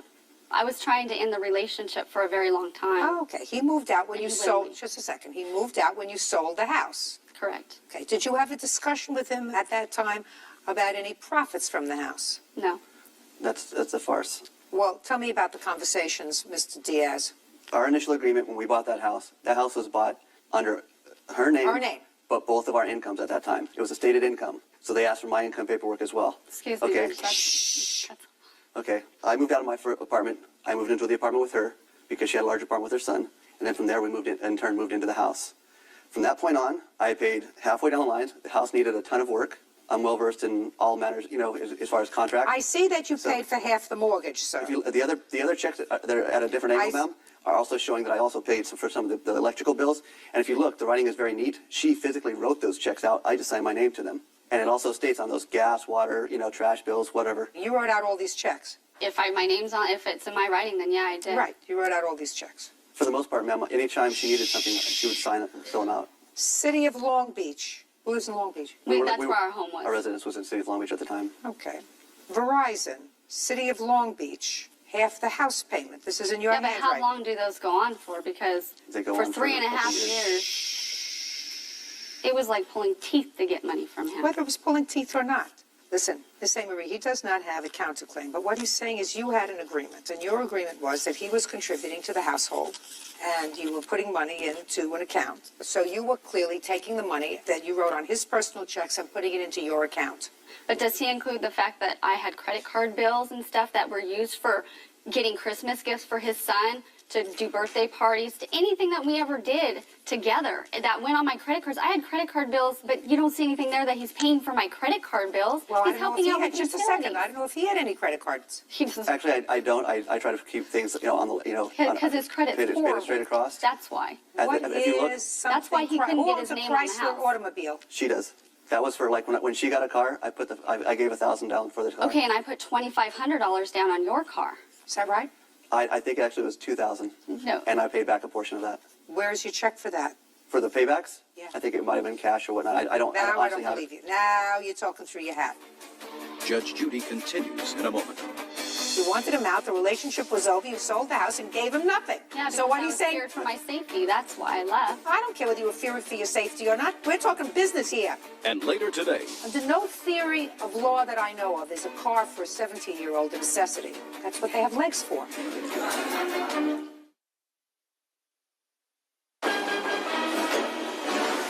real cases, real people. Judge Judy. Nicole St. Marie says ex-fiancé Michael Diaz owes for attorney fees. Michael says Nicole kept the proceeds from the sale of their house. And Mr. Diaz, I want you to tell me, sir, about this lawyer. What did you need a lawyer for? I needed a lawyer because she sat there and she said I shouldn't have to put up with that kind of thing. She'd already gone through something similar with her son and her son's father. So we went in. I proceeded with the court case. She went in with me from the very beginning. She said she would help me out along the lines. Just a second. Okay, Did you sign for the lawyer? We both actually signed for the lawyer. I didn't ask you that. Yes, ma'am. Did you sign for the lawyer? Yes, I did. So it was your obligation.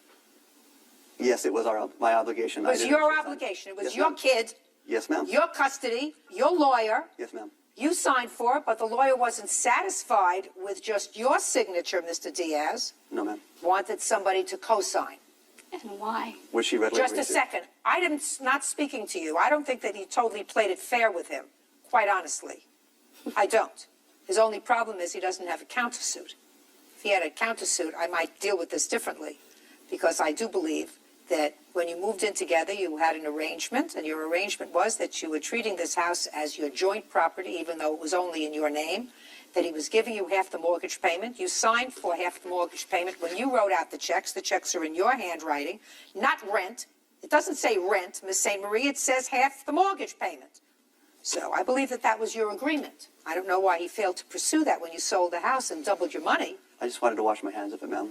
He wanted out, and he said, listen, she got a good profit for the house. That's why I have something that said he didn't want to leave. Whether he didn't want to leave or not, that doesn't make any difference, madam. You're not following what I'm saying. What I'm saying is you had an agreement with him. And your agreement was, even though the house was in your name because he had clearly lousy credit, I'm glad you finished my sentence, that you had an agreement with him, and your agreement was that you were going to build a life together. If you ever broke up or sold the house, you would do something with the profits from this house because you were equally putting in money and reducing the mortgage. And you chose not to do that. You wanted him out. The relationship was over. You sold the house and gave him nothing. Yeah, because so what I he's was saying, scared for my safety. That's why I left. I don't care whether you were fearing for your safety or not. We're talking business here. And the business is you had an agreement with him, which I believe you did, to give him some of the proceeds of the house because he was contributing to the house. According to you, he's paying half the mortgage payment. You sold that house and you doubled your money and you gave him nothing. So he's saying, well, I got nothing out of the time that I was living there, so she should pay the $3,500 for my lawyer. Mr. Diaz, if you had filed a counterclaim or if you did something positively in 2004 to pursue your claim, you might have a leg to stand on. You chose not to do that. So you can't come in as a Johnny-come-lately and say, well, going back 2 years now, she should have given me some of the money from the house, and I'm going to write off the lawyer. The lawyer was your responsibility. She paid for the lawyer, for your child, for your custody case, with a promise by you to pay the lawyer. You chose not to do that and to obligate her to do that. You cannot do that, sir. I paid the majority of the lawyer, ma'am. The additionals. Can I add to that? The reason why I co-signed was because I was asked to. I've never had an attorney before. Show me your payment to the lawyer. At this time, I was refinancing my current house. Show me. So my mother Show paid. me the payment that you made to his lawyer. There's one that my mother did because I was refinancing, and a check that I wrote my mother back for it when my refinance was over. What's your lawyer's name, sir? Hugh. That's it. Well, clearly, she paid the lawyer $3,500 in order to settle this claim. The agreement was between them was actually $1,700. You have a copy of the agreement you signed? I'd like to see it. All I have is them saying that I fulfilled my judgment No, and run from the court. I want to see the copy of the agreement. I have these, and it says that it was a higher amount at the time, and we settled so I could get my name off of it and get it taken care of. I want to see what you signed. This is right here, North Sea pre-mediation agreement, and then these as well are also part of it. I think the lawyer kept a lot of the initial paperwork. Well, he got a judgment against you, $46.88. That's why we settled in mediation, because I couldn't have a judgment on my case. That's something that would have followed me around for a long time. Fine, so you settled for $3,500. Correct. Okay, judgment for the plaintiff in the amount of $3,500. That's all, thank you. Parties are excused. You may step out. I'm a woman that loves kids. I wanted to take care of him. We were engaged to be married. The engagement fell through because She is someone that is insecure and has multiple issues. He also had domestic violence against him. It's a lie. It's a blatant lie. And he was also verbally and physically abusive with me. I am not the person she played me out to be. I just couldn't handle it anymore, and I wanted me and my son out. I've got letters and up to, the last 6 months that, saying that she still wanted me back. Everything that he's done to take advantage of women and get them to pay for his bills, I hope that one day that all comes around and kicks him. Barbara Zeraldo is suing her daughter and son-in-law, Lisa and Raymond LaChance, for overdraft charges on their linked bank accounts. Order. All rise.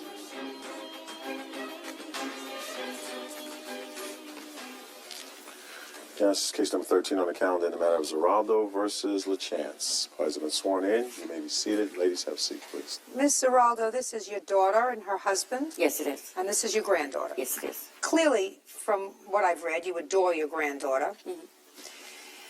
The first part of your lawsuit says that you loaned your daughter money to have your granddaughter's hair done for something, and she didn't pay you back. That was a while ago. I'm not dealing with that because of the second part of your lawsuit. Because the second part of your lawsuit says that you opened up a bank account for your granddaughter. That's right, yes. And you put some money in it, and that bank account was linked to your account. Yes, it was. And you gave her a bank card. Yes. So that when she needed money for things, she could go in and take out some money from the bank card. Yes. And at some point, someone overdrew that bank account, and they charged the linked account, which was yours. Yes. And you believe that your daughter should be responsible for that because she's the child's mother. Yes, I do. Who asked you to open this account for your granddaughter? No one did. My daughter and her husband have gone through a lot of financial difficulty, and I know it's been very hard. So last September, I decided to open a bank account for Tasha so I could transfer money into her account when she needed it for things like lunch money or if she needed clothes or any emergency, as I felt she was at the age that she did need this extra money. Oh, that's very nice of you, Miss Zeraldo. It's just a second. Okay, sorry. That's lovely of you. You tell your granddaughter, if you need money for clothes, call Grandma. That's right. And I'll tell you to come on over, and I'll give you $20, $50, whatever you need. I want you to have it within reason. Yes. You live close by? No, we don't. That's why I opened the account. And How far away do you live? 35 miles. Not the other end of the world. How often do you see your granddaughter? Not as often as I'd like to. Well, I understand that not yes. as often as you like. How often do you see her? Maybe once every 2 months. Okay. Sit down, please. I want your daughter up, please. What happened to the money, Tasha? Because part of the thing that your grandmother is complaining about, my dear, is that she didn't receive a satisfactory explanation. See how red you're getting? It's going to be all over after today. Now you're going to tell me how that money got taken out of your grandmother's account.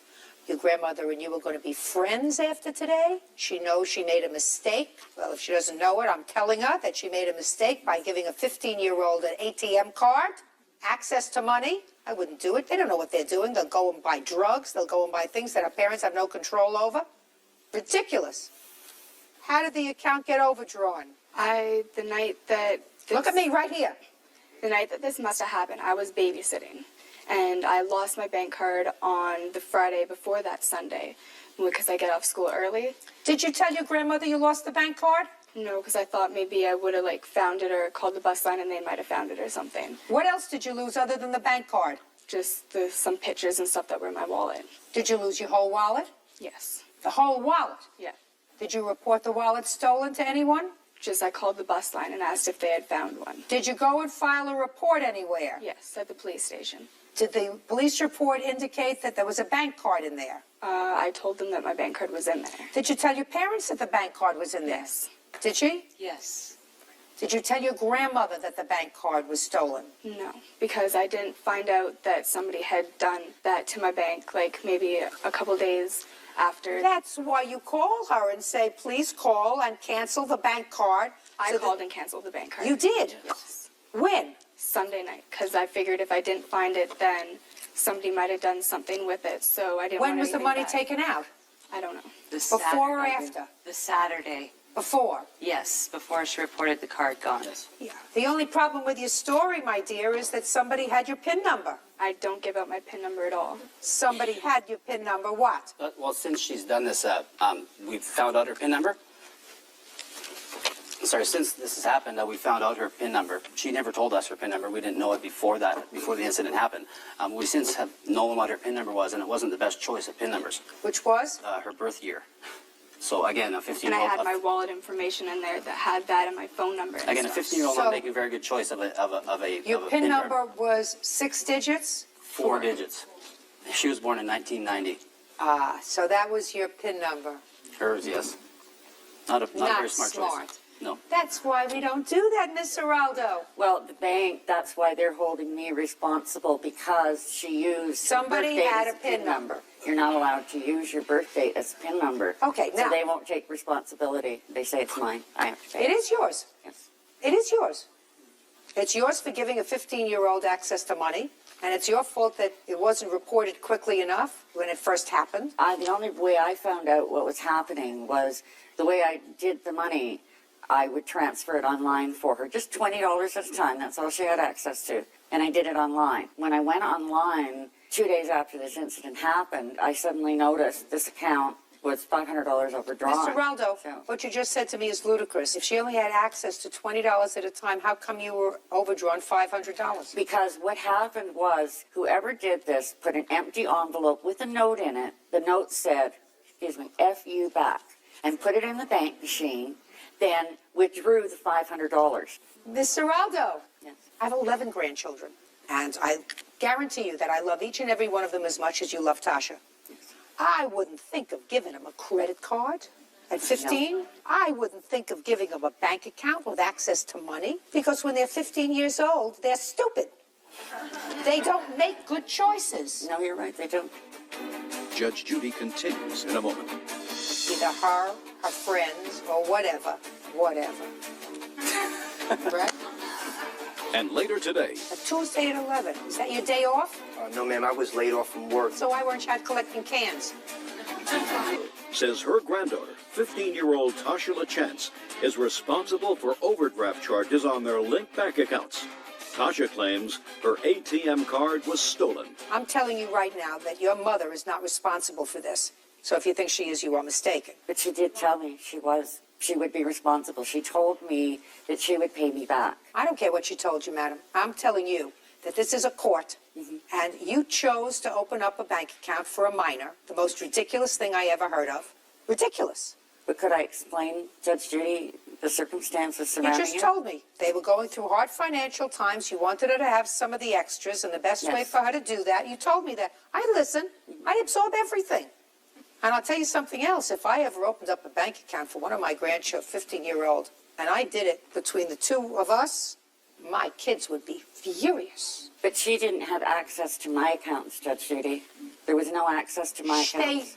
They didn't have access to your account, but you're complaining about it. She overdrew that account, and they took it out of your bank account. Well, because an empty envelope was deposited in the bank machine. Miss Geraldo, that's what happens when you entrust a 15-year-old who has friends, either her friends, or whatever. Right?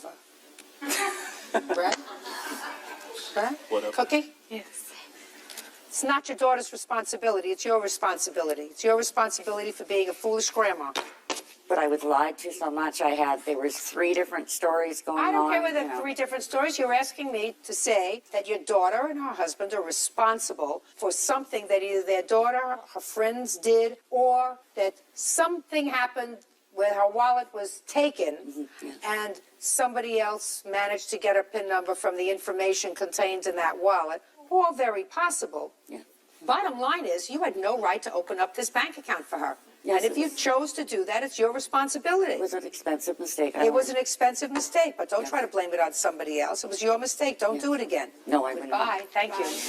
Parties are excused. You may step out. I'm at the raw end of the deal. She's the one that gave me the account. And I paid out more money as usual. It's not my fault somebody did that to me. For people that don't want to be responsible. Feels like she's blaming me for it. Oh, I'll never help out again. Ever. I haven't talked to her since the whole thing happened. I'm sorry, that's it for me. I still want to talk to her, but I don't know if things will ever be the same. And now the next case. All parties in the matter of Pritzkow versus Sheindlin. Step forward, please. 19-year-old Sarah Pritzkow is suing her ex-boyfriend, 23-year-old Bradley Chamberlain, for bail money and the return of her class ring. Mr. Chamberlain, how old are you, sir? 23. How tall are you? 6'2". How much do you weigh? 220. Do you work, go to school? What do you do? Work. What do you do? I sell cinder block. Sell cinder block. Good salesman? Try to be. Who's this lady? It's my mother. Do you live at home or you live outside the home? I rent the downstairs from her. Pays you rent? He does. Pretty responsible? Yes, Trust his judgment? absolutely. Miss Pritzkow, this is what this case is about. You needed a ride to school, and you and Mr. Chamberlain, who were friends We were boyfriend, girlfriend. at that time, Yes. he was going to give you a ride to school. And on the way to school, he was driving much too fast. Yes, sir. How fast were you driving, Mr. Chamberlain? When the police officer pulled me over, I was doing 109. And you were taken into custody Yes, ma'am. because you were going really fast. Yes. And she bailed you out. Correct. She wants her money. Yes, ma'am. And she says that you also have some class key or something that belongs to her. A class key and a class ring. And you said you gave her half the bail, and the other half should be her responsibility. That's what she agreed to pay with my mother. Why would she pay any part of your bail? Because I was doing her a favor in driving her down to school. You see where we were going, Mr. Chamberlain, with those preliminary questions, sir? 6'2", 220 pounds, a responsible salesman. Nobody put your pedal to the metal, sir, except you. 109? That was your business. Well, she was wanting me to rush down there so she would be on time to school. If she said to you, look, this is what I want you to do. I'm sort of short on cash. So I want you to pull into that convenience store and pull the hoodie over your head, put a bandana over here, and I want you to go in, hold up the store because I need some money. Would you do that? No, ma'am. Why not? It's against the law. There you go. You got my drift, sir. Yeah, I understand. So if you got stopped for a crime and were arrested for a crime and were guilty of a crime, it's not because she importuned you to get her to school faster. Correct. Good. Now, Mr. Chamberlain says he gave you back some money. Did he? No, I haven't seen a penny. You say that you actually took money and put it in Miss Pritzkow's hand. Is that right? Yes, on about When? October 8th, she came up for the weekend, calling, asking if she could have her money as well as the stuff back. So we agreed to meet her at a dealership, which is where I had worked at the time. And me and my brother went over there. I called my mom, asked her if she could loan me the half the money to give to her. My mom brought $250 as well as all the items which I had in a bag down in my bedroom. She had brought those as well as $250 to the dealership where we gave it to her. Who actually put I handed it to her. $250 in her hand? I handed it to her. Okay. And you say that didn't happen? No, I wasn't even up on October 8th. Were you there at any part of the month of October? Twice. Once. Okay, so who cares what date it is? He says he gave you $250 plus some things that belonged to you. What things did you have in the bag? I actually gave her $250 for my mom and $50 from my own pocket. What things did you have in a bag that you gave her? I believe it was a teddy bear, a blanket, and her jewelry, which was the class ring. The jewelry was just the class ring? There was a couple things in it. I think the key was in there as well. And you returned it to her? Yes. In the parking lot? No, it was on the front steps of the dealership. And your brother was with you? Yes, my brother and my mother were both there. Is that right? Yes, ma'am. Yes, ma'am. Step up. What time of the day was this? It was about 8:30, 9 o'clock at night, just before the dealership closed. Where did you get the jewelry from? It was in a bag in his bedroom downstairs. And he called, asked if I'd go downstairs and get it, and bring that, and bring $250 out of the safe. Not happening. If I had my class ring, I'd be wearing it right now. When did you break up? In the early beginnings of October. Early in October. So if he was going to give you this money and return your property, October 8th or thereabouts would have been just about the right time. Is that right? Anything else you want to tell me, Ms. Pritzkow? Yeah, I have documentations of the bail I paid, written amount for everything. Let's say the bail is $600. I believe that he paid you $300, and I believe that he returned any jewelry. I believe him. That's my job. But I wasn't even there, Your Honor. Well, you can establish to me that you weren't there at any time at the beginning of October. I wasn't. I was there after the 17th for my birthday and to get my car. So maybe it was the 17th. Listen, Ms. Pritzkow, that's my job. My job is to make a judgment as to who's telling the truth and who's lying. And I believe that he returned the jewelry to you in a bag along with a bear and a blanket, and that he paid you $300 of the bail. But he's going to pay you the other $300 because it's not your fault that he was stopped for speeding. Judgment for the plaintiff in the amount of $300. That's all. Step out. Why does Alex step out? He's lying. He didn't pay me anything. She received her items back, Because I could trust him. I loved him. and when she came calling for money, I gave it to her. He can rot in. Plain and simple. 20-year-old Joshua Tenney is suing his ex-girlfriend, 24-year-old Michelle Ewan, for opening a PayPal account with his debit card. Michelle claims it was Joshua who opened the account. Now, it's case number 39 on the calendar in the matter of Tenney versus Wynn. Parties have been sworn in, Judge. You may be seated. Mr. Tenney, this used to be your girlfriend. She's not your girlfriend any longer. It is your claim that while you were away for Thanksgiving holiday last year, the defendant used a credit card of yours to open up a PayPal account on the internet. And she charged many items and used your account to purchase many things for herself. So I'm not exactly sure how this PayPal thing works. Okay. So you're going to explain it to me. All right, what you need to open a PayPal account, it's with association with eBay. All you need is an email address, a credit card, debit card, also an address followed with the name. An address? Yes. Were you two living together? Yes. And you had a debit card? Mm-hmm. Was that a joint debit card or just in your name? Just in my name. How many cards did you have? One. Do you just need the number of the card? Yeah, you just need the number. Keep going. She registered under her email address, which is Michelle Loves Josh. I have that right here as well, along with purchases. Can I see, please, the account being opened with her email address? And I also have PayPal statements along with my bank statements. Why would he open the account, Ms. Nguyen, with your email address? He opened it for me, and we just used my email address. That's not true. He opened it for you so that you could buy things on eBay? Mm-hmm. Yes. And you were supposed to pay for those things. Is that right? Yes. Okay. I never received. Just a minute. Well, how much money did you charge on his account? It was around $2,000. $2,000. Mm-hmm. Over what period of time? I think about 2 weeks. Was that when he was away? No, he actually spent Thanksgiving with me, and he was there the whole time. So you were at my mom's house on Thanksgiving. Okay, so. look at me. Look at me. $2,000 in 2 weeks. Mm-hmm. What kind of work do you do, Miss Nguyen? I work at an insurance office. Doing what? I'm an insurance agent. How long have you been with the same company? About a year. You work on salary or commission?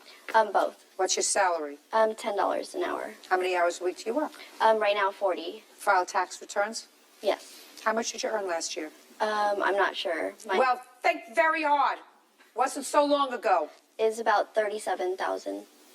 Excuse me, Your Honor. I've been to her insurance where she used to work. It's runs by her aunt, and she no longer works there. I still work there. And don't answer him. She's never received a paycheck. It's all under the table. Just a minute. She says she filed tax returns that showed that she earned $37,000. I don't see those. He was coming to my work to, I don't know what he was coming there for, but... I didn't ask you that. I asked you if you filed tax returns several months ago, which indicated that you earned $37,000 in 2005. I want an answer to that question, and I may make you prove it. Do you understand? Yes. Did you file tax returns in April? Yes, I did. And how much did you claim that you earned? Around $37,000. What's around? It was probably 36.5 something. So, you have a bank account? Yes, I do. And you get paid in check or cash? Check. So you put the check in your checking account? Yes.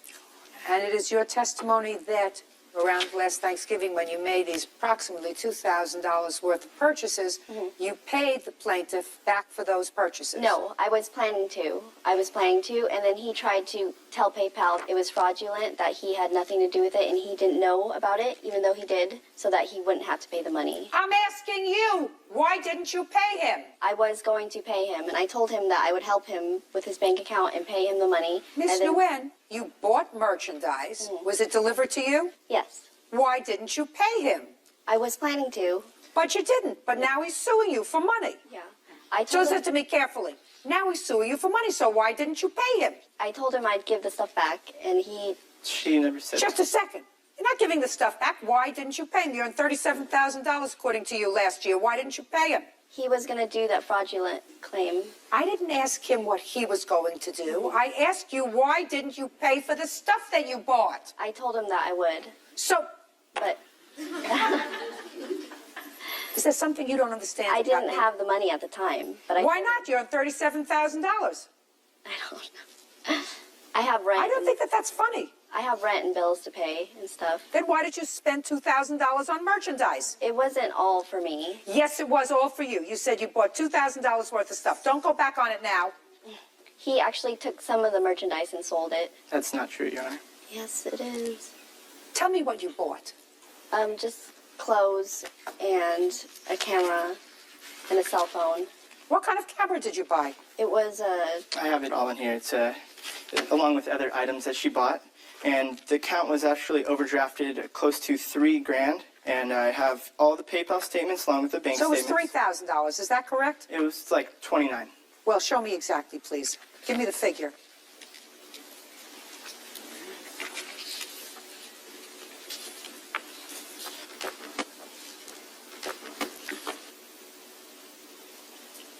It's all women's clothing, Nikon camera, cell phone. The camera, she gave it to her mother as a gift. It's some piece of work. It's some piece of work. Judge Judy continues in a moment. And then he grabbed me by my hair and pushed my head like into the grass. And then my roommate came out after that and stopped him, and he pulled a knife out on my roommate. And later today, He grabbed his friend that he was wrestling and slammed him into my vehicle, struck his friend right in the nose, was bleeding all over the place. You don't drink well, sir. Joshua Tenney claims ex-girlfriend Michelle Newen opened a PayPal account with his debit card. Michelle is countersuing, claiming Joshua assaulted her. Now, you don't have a legitimate excuse for why you didn't pay him the money. Well, he wasn't expecting me to pay him when we were dating. You owe him $27.10. You got it? Now let's deal briefly with your counterclaim, because I'm not sure whether I'm going to believe anything that you tell me. You claim that he assaulted you once. Let's hear about it. I was getting ready to go to work, and he came to my door, and then... You mean this is after he found out about these charges? Yeah. Go ahead. So he came to your door and? And he went into my house, and he said he wanted to talk to me. He was acting really nice, so I just let him talk to me. We went in the backyard, and then he started pushing me around a little bit. What was he saying to you? He was asking me if I was dating somebody else. Yes. It had nothing to do with the bank account thing. Yes.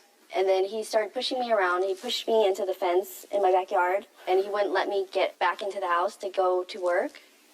And then finally he let me out of the backyard, and then he followed me outside to the front of the house, and then he grabbed me by my hair and pushed my head like into the grass. And then my roommate came out after that and stopped him, and he pulled a knife out on my roommate, and then that was pretty much it after that. And then I was going to work, but he was following me. Did you go to work? No, I couldn't, because he was following me. So where did you go? We went to the police station. I didn't want him following me to work because... And you went to the police station, you filed a report? Yes. Can I see a copy of the report? They wouldn't release the report to me, but they did give me this. It just has the police report number and the date that it happened. When did you go back to work? About 5 days later, 6 days later. Well, what'd you do for 5 days? I just stayed at home, but my boss told me not to come in because... Don't tell me what your boss told you. Why did you stay home? He knows where you live. Yeah, but I felt safer at my house. Why did you feel safer at your house rather than at work where there were other people? Oh, well, it's just me in the office, that's why. There's nobody else in the office? No, my boss comes in for like a couple of hours in the morning and then she'll leave. Is your boss a relative of yours? Yes, she's my aunt. What kind of insurance do you sell? Car, home, health, everything. Are you a licensed insurance broker? No, she is. I'm just her assistant. But she's not there. Yeah, but I can still do everything, like write policies and everything. Why is that funny? Start with a little doing something not right, and you get into doing a lot of things that are not right. What happened on that date in February, Mr. Tenney? I go over there, try to talk to her because this is when everything started coming out, and I found out that she did all these charges. As you can see, packages showing up to the house, clothes, toys for her kid. I go over there, try to talk to her. She won't talk to me. And she started being very rude and just making comments towards me, saying things that just tipped me over the edge, but I never did assault her. Mr. Tenney, what did you do? Did you push her? No. Did you put your hands on her? No. What did you do? I went over there trying to talk to her. I understand that. But then she was trying to push you over the edge. So Yes. is what you're telling me that you didn't put your hands on her at all? No. Even pulling her arm? No. Okay. When was the first time, Miss Nguyen, that Mr. Tenney told you that he wanted you to pay him for some of this property that you had delivered? He never told me that he wanted me to pay him until we broke up. My question to you is, when for the first time did he tell you that he wanted you to pay him back for this problem? Around Valentine's Day. February. No, after Valentine's Day. After February. We weren't seeing each other then. Shh. Don't speak. After February 14th. How much after February 14th? I think after, maybe a few days after. February 18th. Mm-hmm. And what did he say to you when he told you he wanted you to pay for some of this stuff? He didn't ask me to pay for anything until after I tried to break up with him. You were already breaking up with him. This happened on February 24th. We were broken up, but we were kind of like on a break type of breaking up. He thought he still had a chance with me. That's why he Judgment for the plaintiff for the amount of $2,710. Miss Nguyen, I am not persuaded that you suffered any injury or that you suffered from any harassment at the plaintiff's hand. I believe that he was frustrated. That doesn't give him the right to assault you, but I don't believe he did that. No. I don't believe, madam, that the police would allow you to leave the police station without taking photographs of injuries, without filing a police report, which they did not do, without arresting the defendant, if they believed any of your story that there was an assault that took place on the 24th of February. Were you ever arrested, sir? No, no charges. Thank you very much. Your counterclaim's dismissed. Parties are excused. You may step out. I think they were gifts. She led me on. Probably revenge. Gold digger, straight up. Police and a dog attack. Court coming to order. All rise. Be seated, everyone. Hello, Judge. Case 2080 Baptiste versus Carter. Thank you. You're welcome. Miss Batiste, you and Miss Carter were roommates. Yes, ma'am. From when to when? From October 7th to April 1st. Actually, May. And it is your claim that Miss Carter vandalized certain property of yours. Yes, Your Honor. Most specifically, a very expensive couch. Yes, Your Honor. Because you had an argument, and that during the course of this argument, her dog bit you. Yes, Your Honor. And for breaching the lease, because she left. Yes, ma'am. Okay, but it was a good thing that she left, right? Yes, ma'am. You were happy that she left. Her dog bit you. She vandalized Right, the sofa. You were very happy very that happy she she left, yes. You were very happy. So we're going to eliminate that breach of the lease part. No. Oh, yes, we're going to eliminate the breach of the lease part because you were happy that she left. I didn't want her to live in the same situation as her, but being that the rent was so expensive, it wouldn't have been my best interest for her to leave. It's with her, to stay with her dog that bit you. Right. I mean, I don't want you to sound ridiculous to me, okay? Right. All right, let's not sound ridiculous to me. Normal person, if they were bitten by their roommate's dog, and if their roommate vandalized their property, that roommate would be happy to see them go. But I'm not happy with the expensive rent by myself. Well, of course, but your choice would be, I just told you, I'm sticking with vandalizing and dog bite. So tell me when this dog bite took place. It's on March 29th. What kind of dog was it, by the way? It was a Belgian Malinois. What do they look like? It looks like a German Shepherd. Is that what you have? Miss Carter, a Belgian Yes, Your Honor. Yes, Your Honor. A Belgian Malinois, like a police dog. So it looks like a German Shepherd? Yes, ma'am. So it's a large dog? Yes, ma'am. And when you moved in together, you moved in with the dog? Yes, Your Honor. Okay. So tell me what happened March 29th. Okay, so before March 29th, Adrian and I got in a petty argument. It was dumb. We made up. In the argument, she confessed to me that... Just a minute. You engaged in a petty argument, and then you made up? Yes. And the petty argument was on what date? It was on the March 27th. And you made up? Yes. Okay. On the 27th, what were you arguing about? My dog tore up the carpet, and she sent this long paragraph, and we were just going back and forth, and we realized it was dumb, so we decided to drop it. And that's when she confessed to... On the 27th, about the dog. Is that what you're telling me? Be very careful.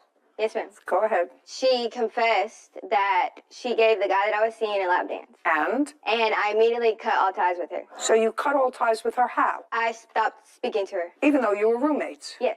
Okay. After I stopped talking to her, social media posts were made. By whom? Adrian. Okay. Social media posts were made. Do you have those? No, I do not. Do you have those? Yes, Your Honor.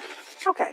Why don't you have them if this is your case? They erased, but I have other things that I think you would want to see. I'm going in order. This is a case. So don't try to creep into my mind. Even say in your complaint a couple of days later there were things posted on social media. And is what you're telling me that they were erased? Right. I didn't save anything that she posted. Oh, never mind. I don't have to see anything, correct? Correct. So you didn't save anything? No, ma'am. Then you have no evidence of anything that happened So late. I saw that she had no remorse for what she did. Then I made social media posts. Adrian was mad that I made social media posts. So the next morning, she's yelling at the top of her lungs at 10 in the morning. I wake up to see what she's yelling about, and she's just saying how I'm a and I shouldn't have posted what I posted. And we were just arguing about the situation, and I asked, how could she do this to me? And while we were arguing, we were pretty close, the dog bit me, and I said, you need to get your dog. She said, no, your dog's good. And we continued to argue. The dog came to bite me again, and that's when I grabbed what was behind me, which was a paper towel holder, and I chucked it at the dog. So the dog bit you on the arm? Yes, ma'am, twice. Okay.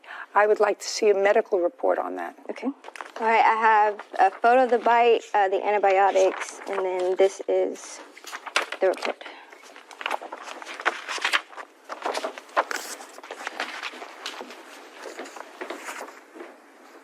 Would you show this to Miss Carter, please?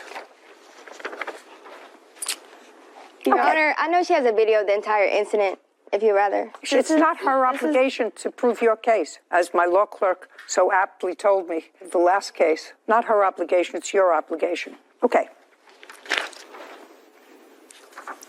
So, go ahead. After her dog bit me, I immediately grabbed my dog and I go to the hospital. I filled out What kind of dog do you have? I have a Doberman. Where was your Doberman when this was going on? He was in the cage and he's still a baby as well. So I went to the hospital, got treated. While I was at the hospital. A police report? Yes, ma'am, I have a police report. Then I'd like to see the police report. That's an official business record. So this is the first police report for the dog bite.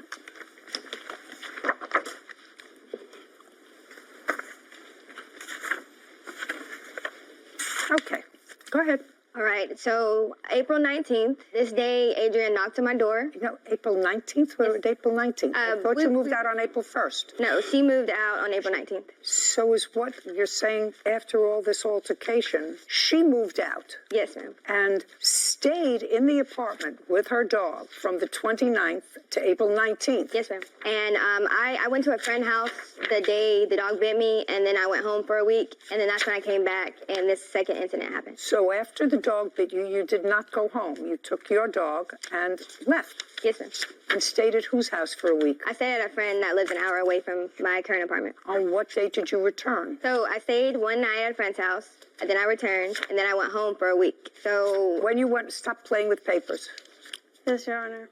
When you went home for the day, was the defendant at home? Yes, ma'am. Did you have any conversations with her? No, ma'am. Just stayed out of her way and packed a few things and left? Yes, ma'am. And you went to stay? At home in Alabama. With your family? Yes, ma'am. Until things cooled down, basically.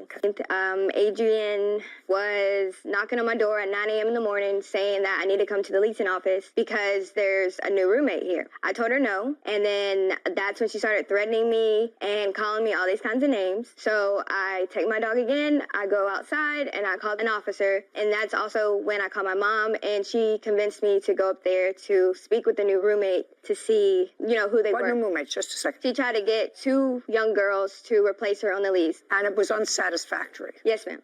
So far, I have a dog bite. And? Yes, ma'am. Couch. So after I said no to the 2 roommates, one didn't have a job. They looked young. I said no. I went back home. 10 minutes later, Adrian. Home? You mean to your folks' To our house? apartment. Oh, to your apartment. Yes, ma'am. Okay. So 10 minutes later, Adrian comes in. I was in the room with my door locked. I hear Adrian yelling. I hear her throwing things. She's saying, I can't believe you did that. You really just did that. I don't care. I'm still moving out. I'm still leaving. I'm not paying rent. Blah, blah, blah. I didn't come out the room because last time it got crazy, so I just said I would let her do what she does, and I will. She had moved the couch in front of the door, so I couldn't get out of my room. And well, how did you get out? I jumped over it. And the trash can was flipped upside down. I have pictures of all the damage that she did to the house and videos. Well, I'd like to see them, please. And I would like to see the damage to the couch, which is your major complaint. Yeah. Okay, so this is the damages, and then I have a video of the entire incident right here. Brooke Batiste claims her ex-roommate, Adrian Carter, owes for couch damage and a dog attack. By the way, did you have any unreimbursed medical bills as a result of this dog bite? That's either a yes or a no. No, ma'am.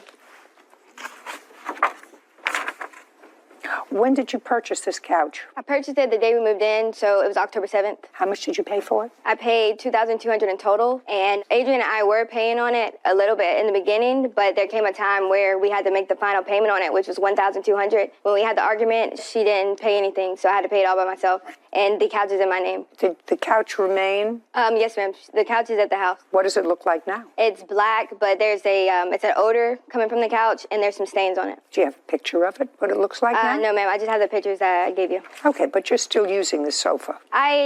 The answer is a smell. No, ma'am. I don't sit on it anymore because there's a smell. So why don't you get rid of it out of the apartment? I'm moving apartment since April. Yes, ma'am. April, May. I just haven't made the time to get rid of it because I know I'm moving soon, and that's when I plan to get rid of it. I wouldn't keep something in my house that smelled. I work a lot, and Would you please show this to the defendant?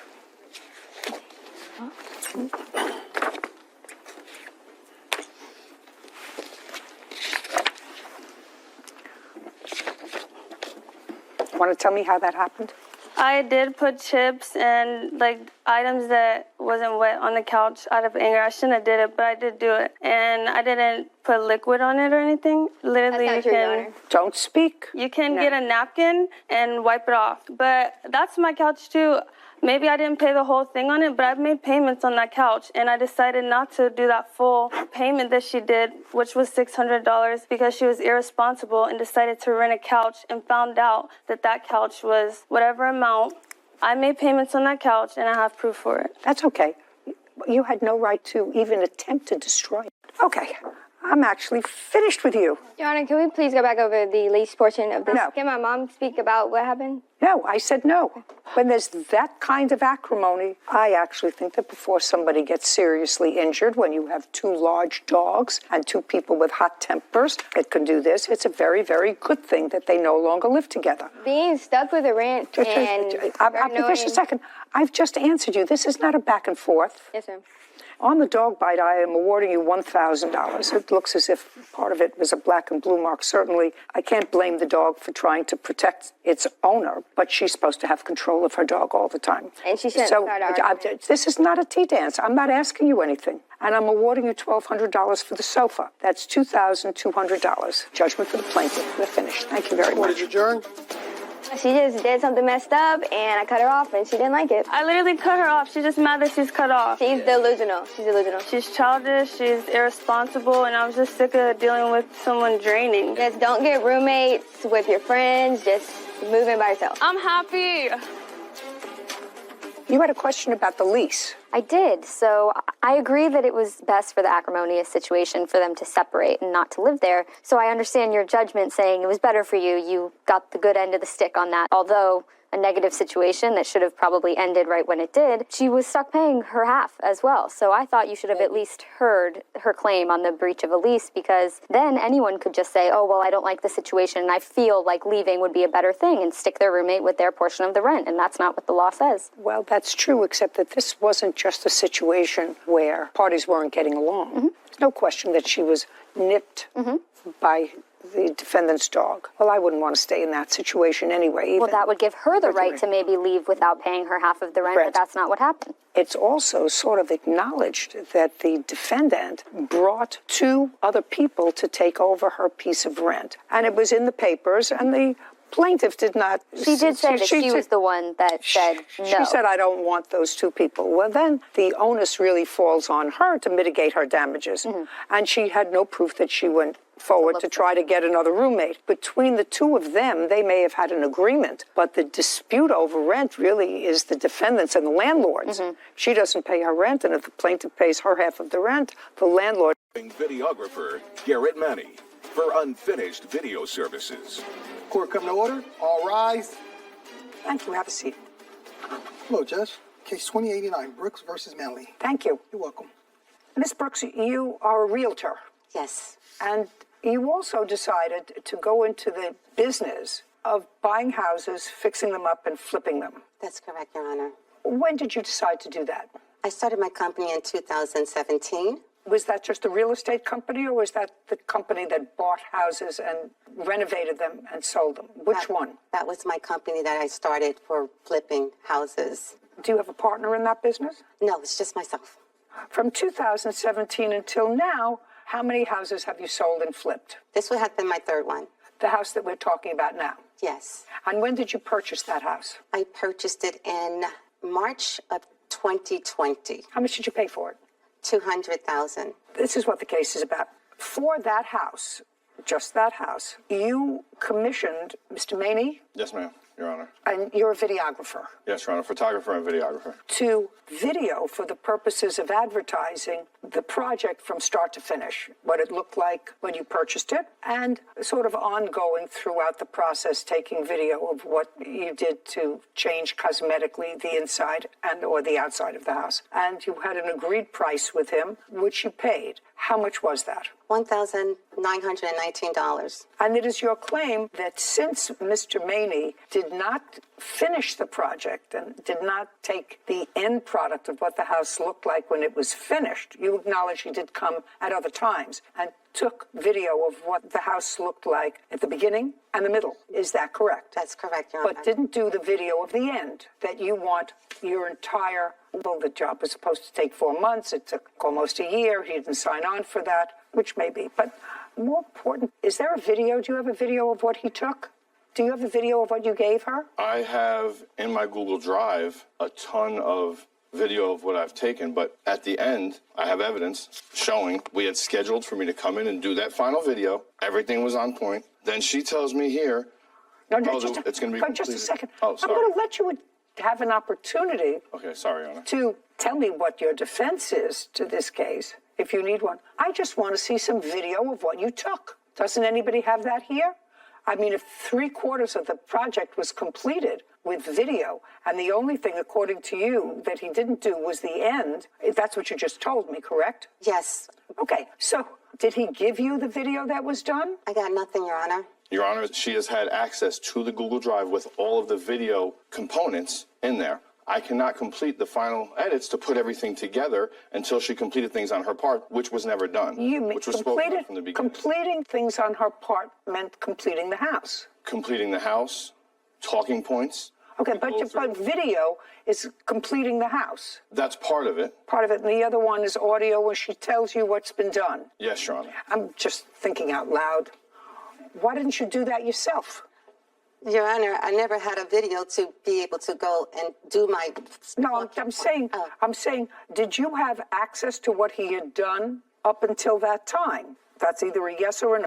Do you have some evidence to show me that the plaintiff had access to the video that you had shot of 3/4 of the project being completed? I believe I have something in here about uploading stuff into the Google Drive, which if she didn't have access to that Google Drive, then how did she upload the final walkthrough video that I do have evidence of that is not professional, that I was unable to complete due to her lack of commitment? Just a second. You have video of what? There is video evidence of the final walkthrough that was done by somebody on a phone camera because she canceled on me last minute when we were supposed to do it. Just a second. Where did you get that evidence from? She uploaded it into the Google Drive that had all of the videos, which she had access to, obviously, if she put it in there. So what you're saying is Miss Brooks added a video of a final walkthrough that was done by whom? My son. By her son. And she added that final walkthrough to the Google Drive, and therefore you were able to get it.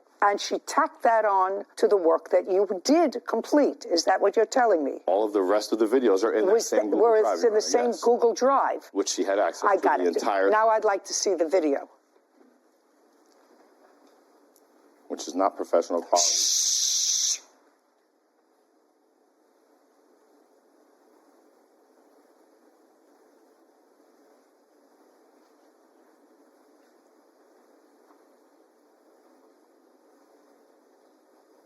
What did you do with that, Miss Brooks? Your Honor, what did you do with it? Nothing. At first you told me you didn't have access, that you never saw them. Then they were available to you and your son to be able to look at them. You say you...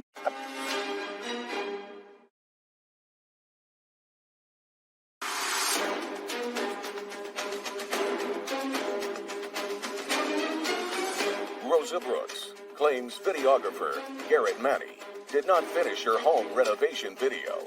You didn't send it to him. There's no question you didn't send it to him. He requested. You did not send it to him. No, I didn't No, my son sent it to him. How do I know that? He requested it from my son because he asked me to, but I did not know how to forward it to him on the format that he was requiring. I also have tried to meet with Mr. Manning to have him upload or transfer all of the video that I videotaped of when he couldn't make it to his office so that he can upload it onto his computer so he can edit it. He never gave me an edited copy of Just a second.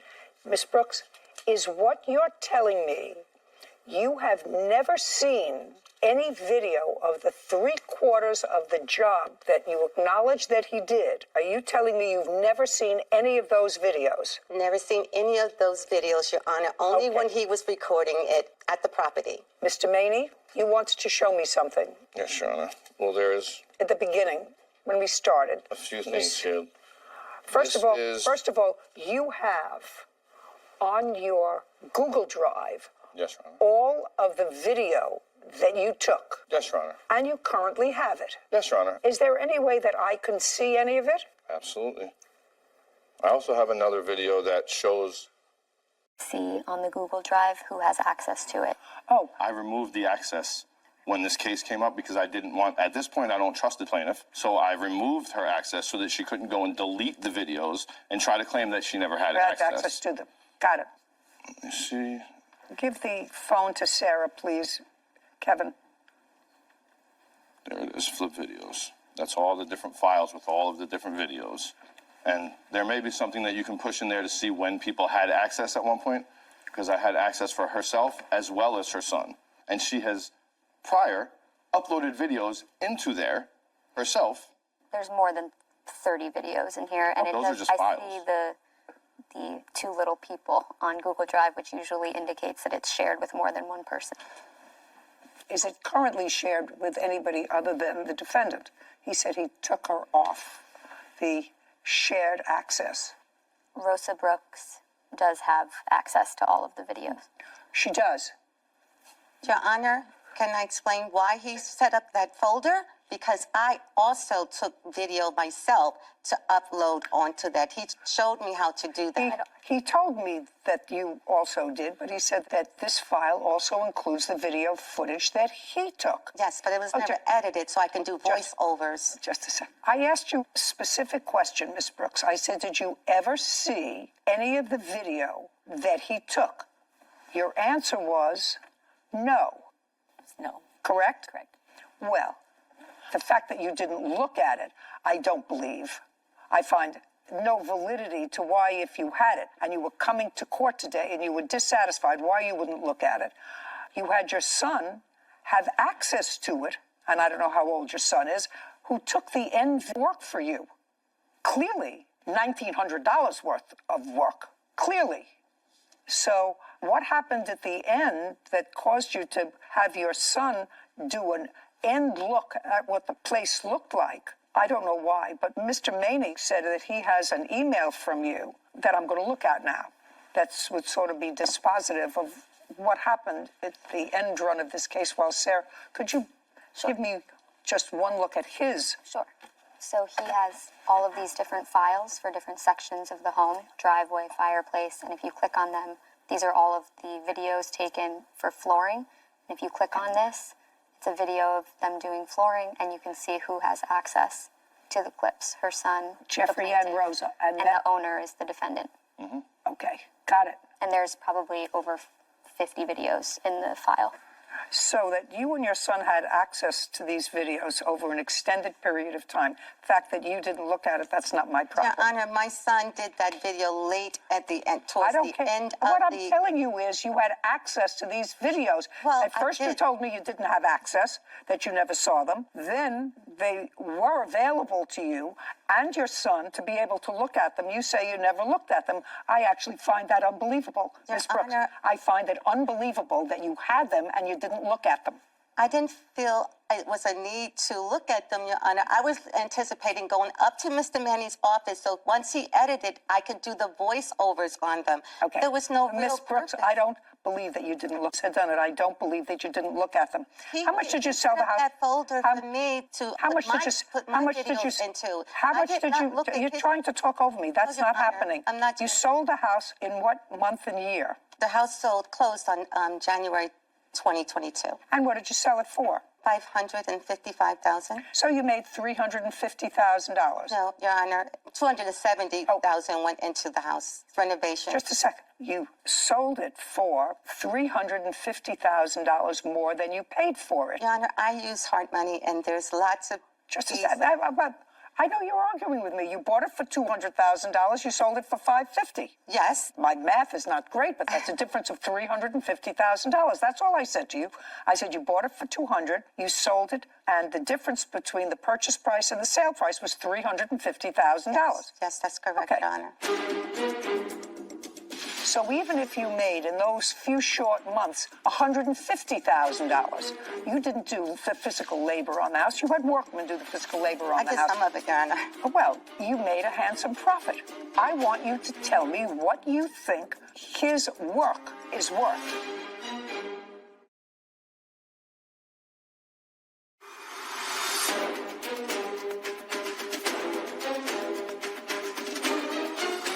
Rosa Brooks has accused videographer Garrett Manny of not completing her home renovation video. Now, you sold it in January of 2022. That's correct. That's when it closed. Yes. When did it go into contract? Early in the project, Your Honor. It was pretty much the third month after I purchased it. So I purchased it in March. It was under contract around July of 2020. Well, there was a lot of back and forth and a little bit of cancellation on your part back in December. You forth on the endgame video. Yes, Your Honor. He also what? He also canceled as well. He has to. Well, that's all right, but Yeah, back and forth. We both had cancellations, and I understand that, but this was for the final piece, which is what you're complaining about. The final piece. Your Honor, he was not responding to me at some point when I tried to contact him to get the opportunity to go to his office to give him the rest of the footage that he needed, that he requested, that he was difficult about because I wasn't able to forward it to him in the format that he needed it for. Mm-hmm. I offered to come up to his office so that he can, transfer from my phone. I'm going to ask you a question, Ms. Brooks. I just want to see what I'm dealing with. Yes. How many files of video did he have? Oh, I can't tell. You told me 30? There's at least 30.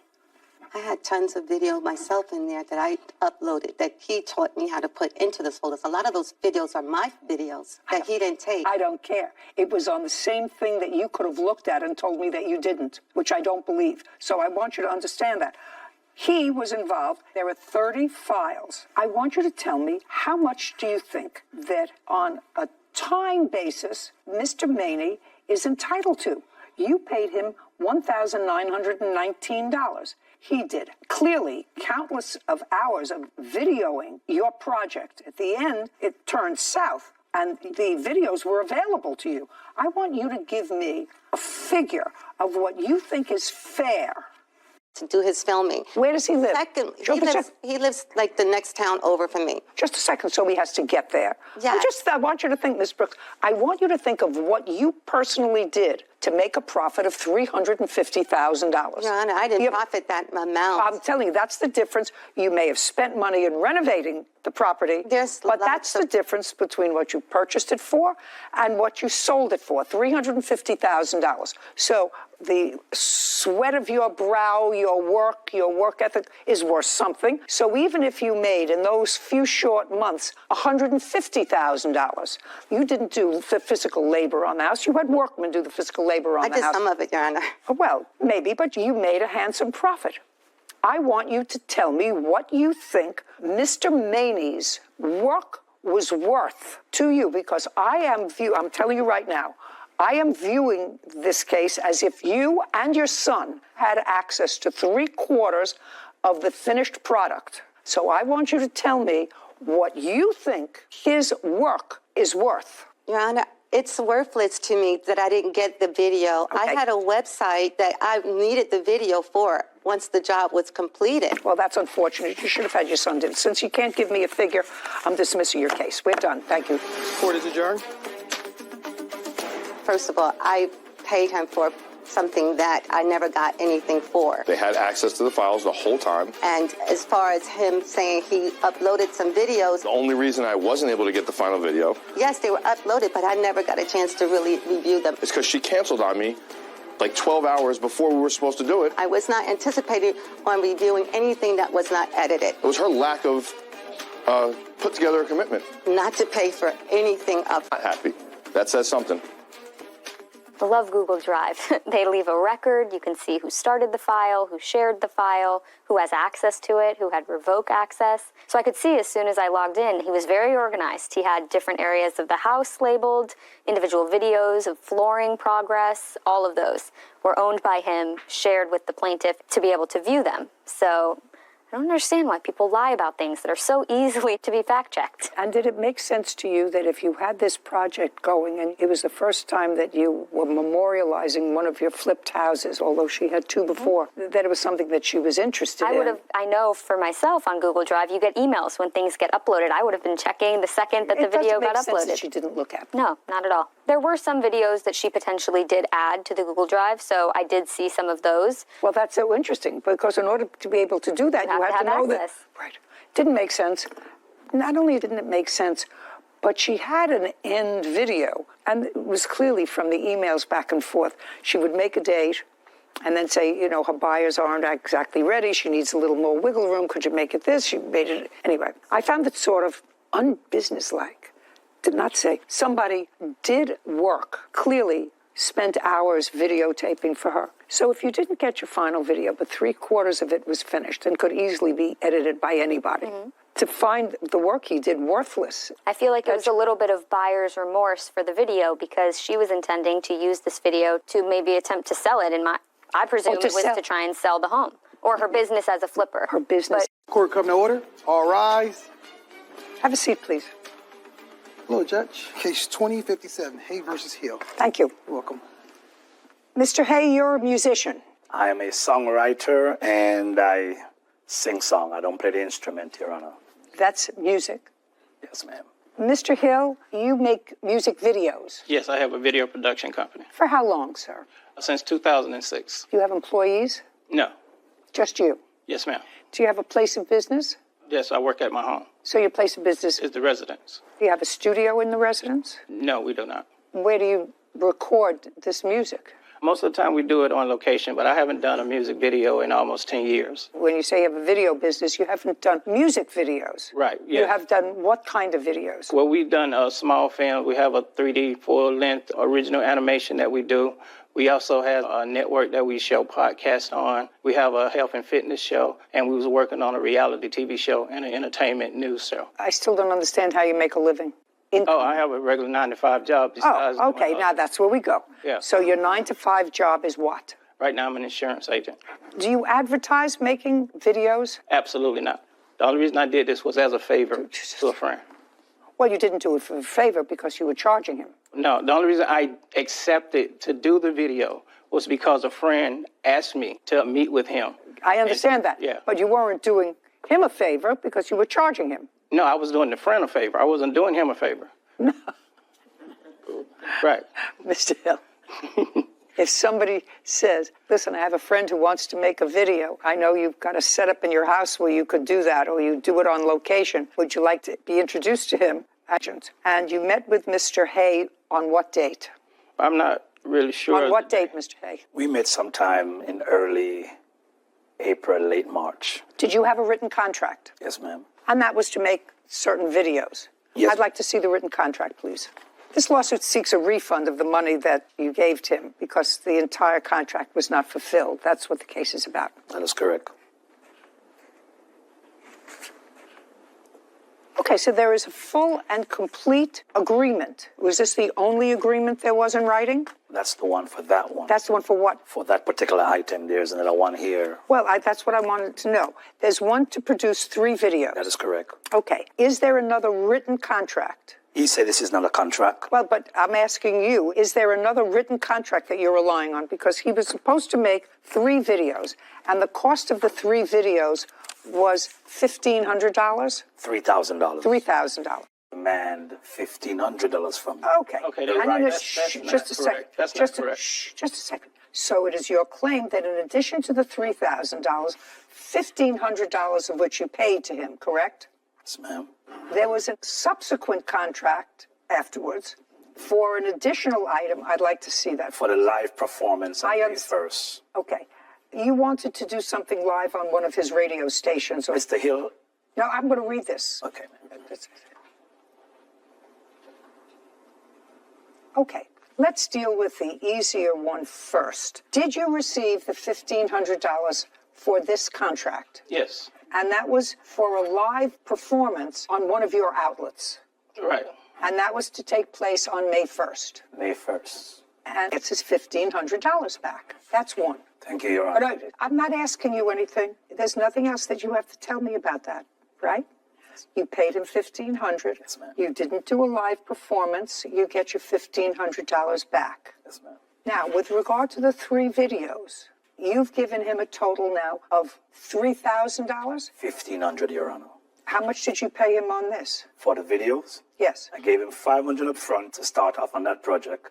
And then that's on the 21st. And then I gave him $1,000 by the 27th, I think, for the 3 videos. So you gave him, the 3 videos were supposed to be $3,000 and you gave him $1,500. Yes, ma'am. Okay. How many videos were produced for you? 1. Is it accurate that 1 video was produced for Mr. Hay? Yes. And it was done on a particular date? Right. And you gave him that video? Yes. On what date did you give him that video? No. Okay. Each video was supposed to cost $1,000. Yes. Dollars. And you received 1 video. Yes, ma'am. And you paid him $1,500 so far as down payment on 3. So you have $1,500 that you believe is coming back to you from that amount of money, in addition to the $1,500 that I've already given you. No, the $1,500 covered the first video. It wasn't a breakdown like he's trying to make it into 3 videos. No, the $1,500 was the full cost for the first video. Does it say that in here? He's not giving you more money back. No. He's not giving you more money than you gave him. Do you have a defense for not paying rent for those 3 months, which you clearly occupied her premises? Who wants to tell me why you didn't pay rent?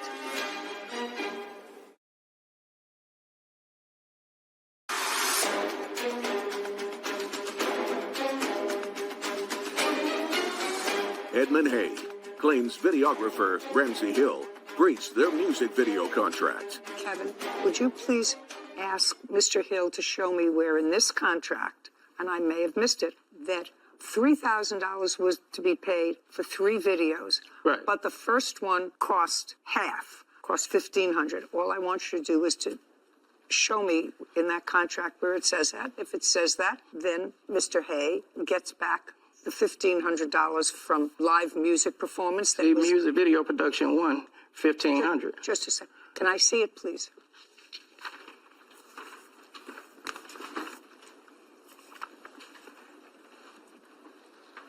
Yes, it does. Mr. Hay, that's a produced video, correct? Correct, ma'am. Okay, well, So, then you're absolutely right. What? so the reason why I'm suing him for the extra $1,000, Your Honor, is for the live performance that he didn't perform. I had to hire 2 other persons to That's not his problem. He didn't perform. He didn't do the live performance. First of all, and you're getting your money back. He's not giving you more money back. No. He's not giving you more money than you gave him. Do you understand? He's giving. Your Honor, may I say this, please? You can say whatever you want to say. He's not paying for you to do another live performance with other people. He didn't perform pursuant to the contract, and you're getting your money back because he didn't perform that contract with. For the videos, correct? For the videos, he produced one, and one was $1,500. That's what this contract says. The contract is about making 3 videos, Your Honor. That's all right. If you want to look at it, do you want to see it? Have we shown it to you? No, I'm asking pertaining to what he says. He says pertaining to just one for the $1,500. It says it's clear Music video, #1 production, $1,500. Number one, which means there's 2 more need to be done. Correct, but the first one was, just a second, the first one was $1,500. He could have very easily said, Mr. Hay, production #1, $1,000. Production #2. He explained that like you just said to me, and he wrote that in words for that purpose. This is what the court is bound by, sir. Not what he may have explained to you, because you cannot modify in the law a written contract by oral communications between the parties. It's in writing. If you wanted him to write production 1, $1,000, then you would have said, write production 1, that each video was. Fact speaks for itself. On the initial contract, he has to give you a refund of $1,500. On this contract, he produced #1 video for which you paid him $1,500. That's what the contract calls for. We're done here. Thank you very much. Thank you. The court is adjourned. Well, it's a fair decision. There is no breaching of my end on the contract. It would never have been any money if he'd have kept things on course. How did I breach the contract when I'm here getting the money for the contract? I'm not working with anybody like that anymore. You cannot have an oral modification of a written contract. So I think it's a good lesson for people signing written contracts that if you don't agree or you have a different understanding than something that's listed in the contract, don't let the other person just explain it away in the moment, because as we've seen, that doesn't hold up in court and your rights are going to be really limited to what's... The bench by the lake. Every morning at 7 a.m., Thomas sat on the old wooden bench by the lake. Rain or shine, summer or snow, he was there, always dressed in a pressed gray coat and holding a small, wrinkled photograph in his hand. The photo showed a woman with warm eyes and a crooked smile. Her name was Eleanor. They had met by that very lake nearly 50 years ago. She had been painting the water lilies, her brush moving in soft, careful strokes. He had been walking his dog. When his retriever knocked over her easel, she laughed instead of yelling. That laugh became the sound Thomas chased for the rest of his life. They married the next year, bought a small house with a blue door. Every Sunday they came to the lake, sat on that same bench and watched the world go by.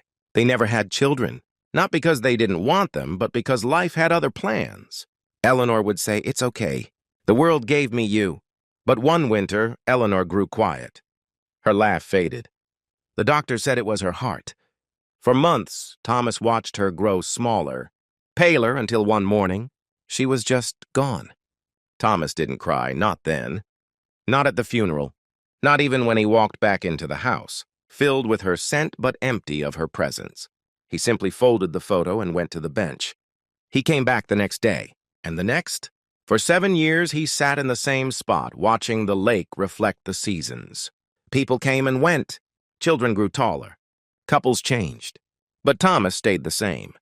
Some people thought he was odd. Others pitied him. A few stopped to talk. He always smiled politely, but his eyes remained on the water. One autumn morning, the townsfolk noticed the bench was empty. The gray coat was gone. So was the man. But folded neatly on the bench was the photograph. On the back, in shaky handwriting, were the words, "I waited long enough. I'm going to find her smile. Oh, would you like music or imagery to go with it? Or maybe a version with more dialogue or inner thoughts?"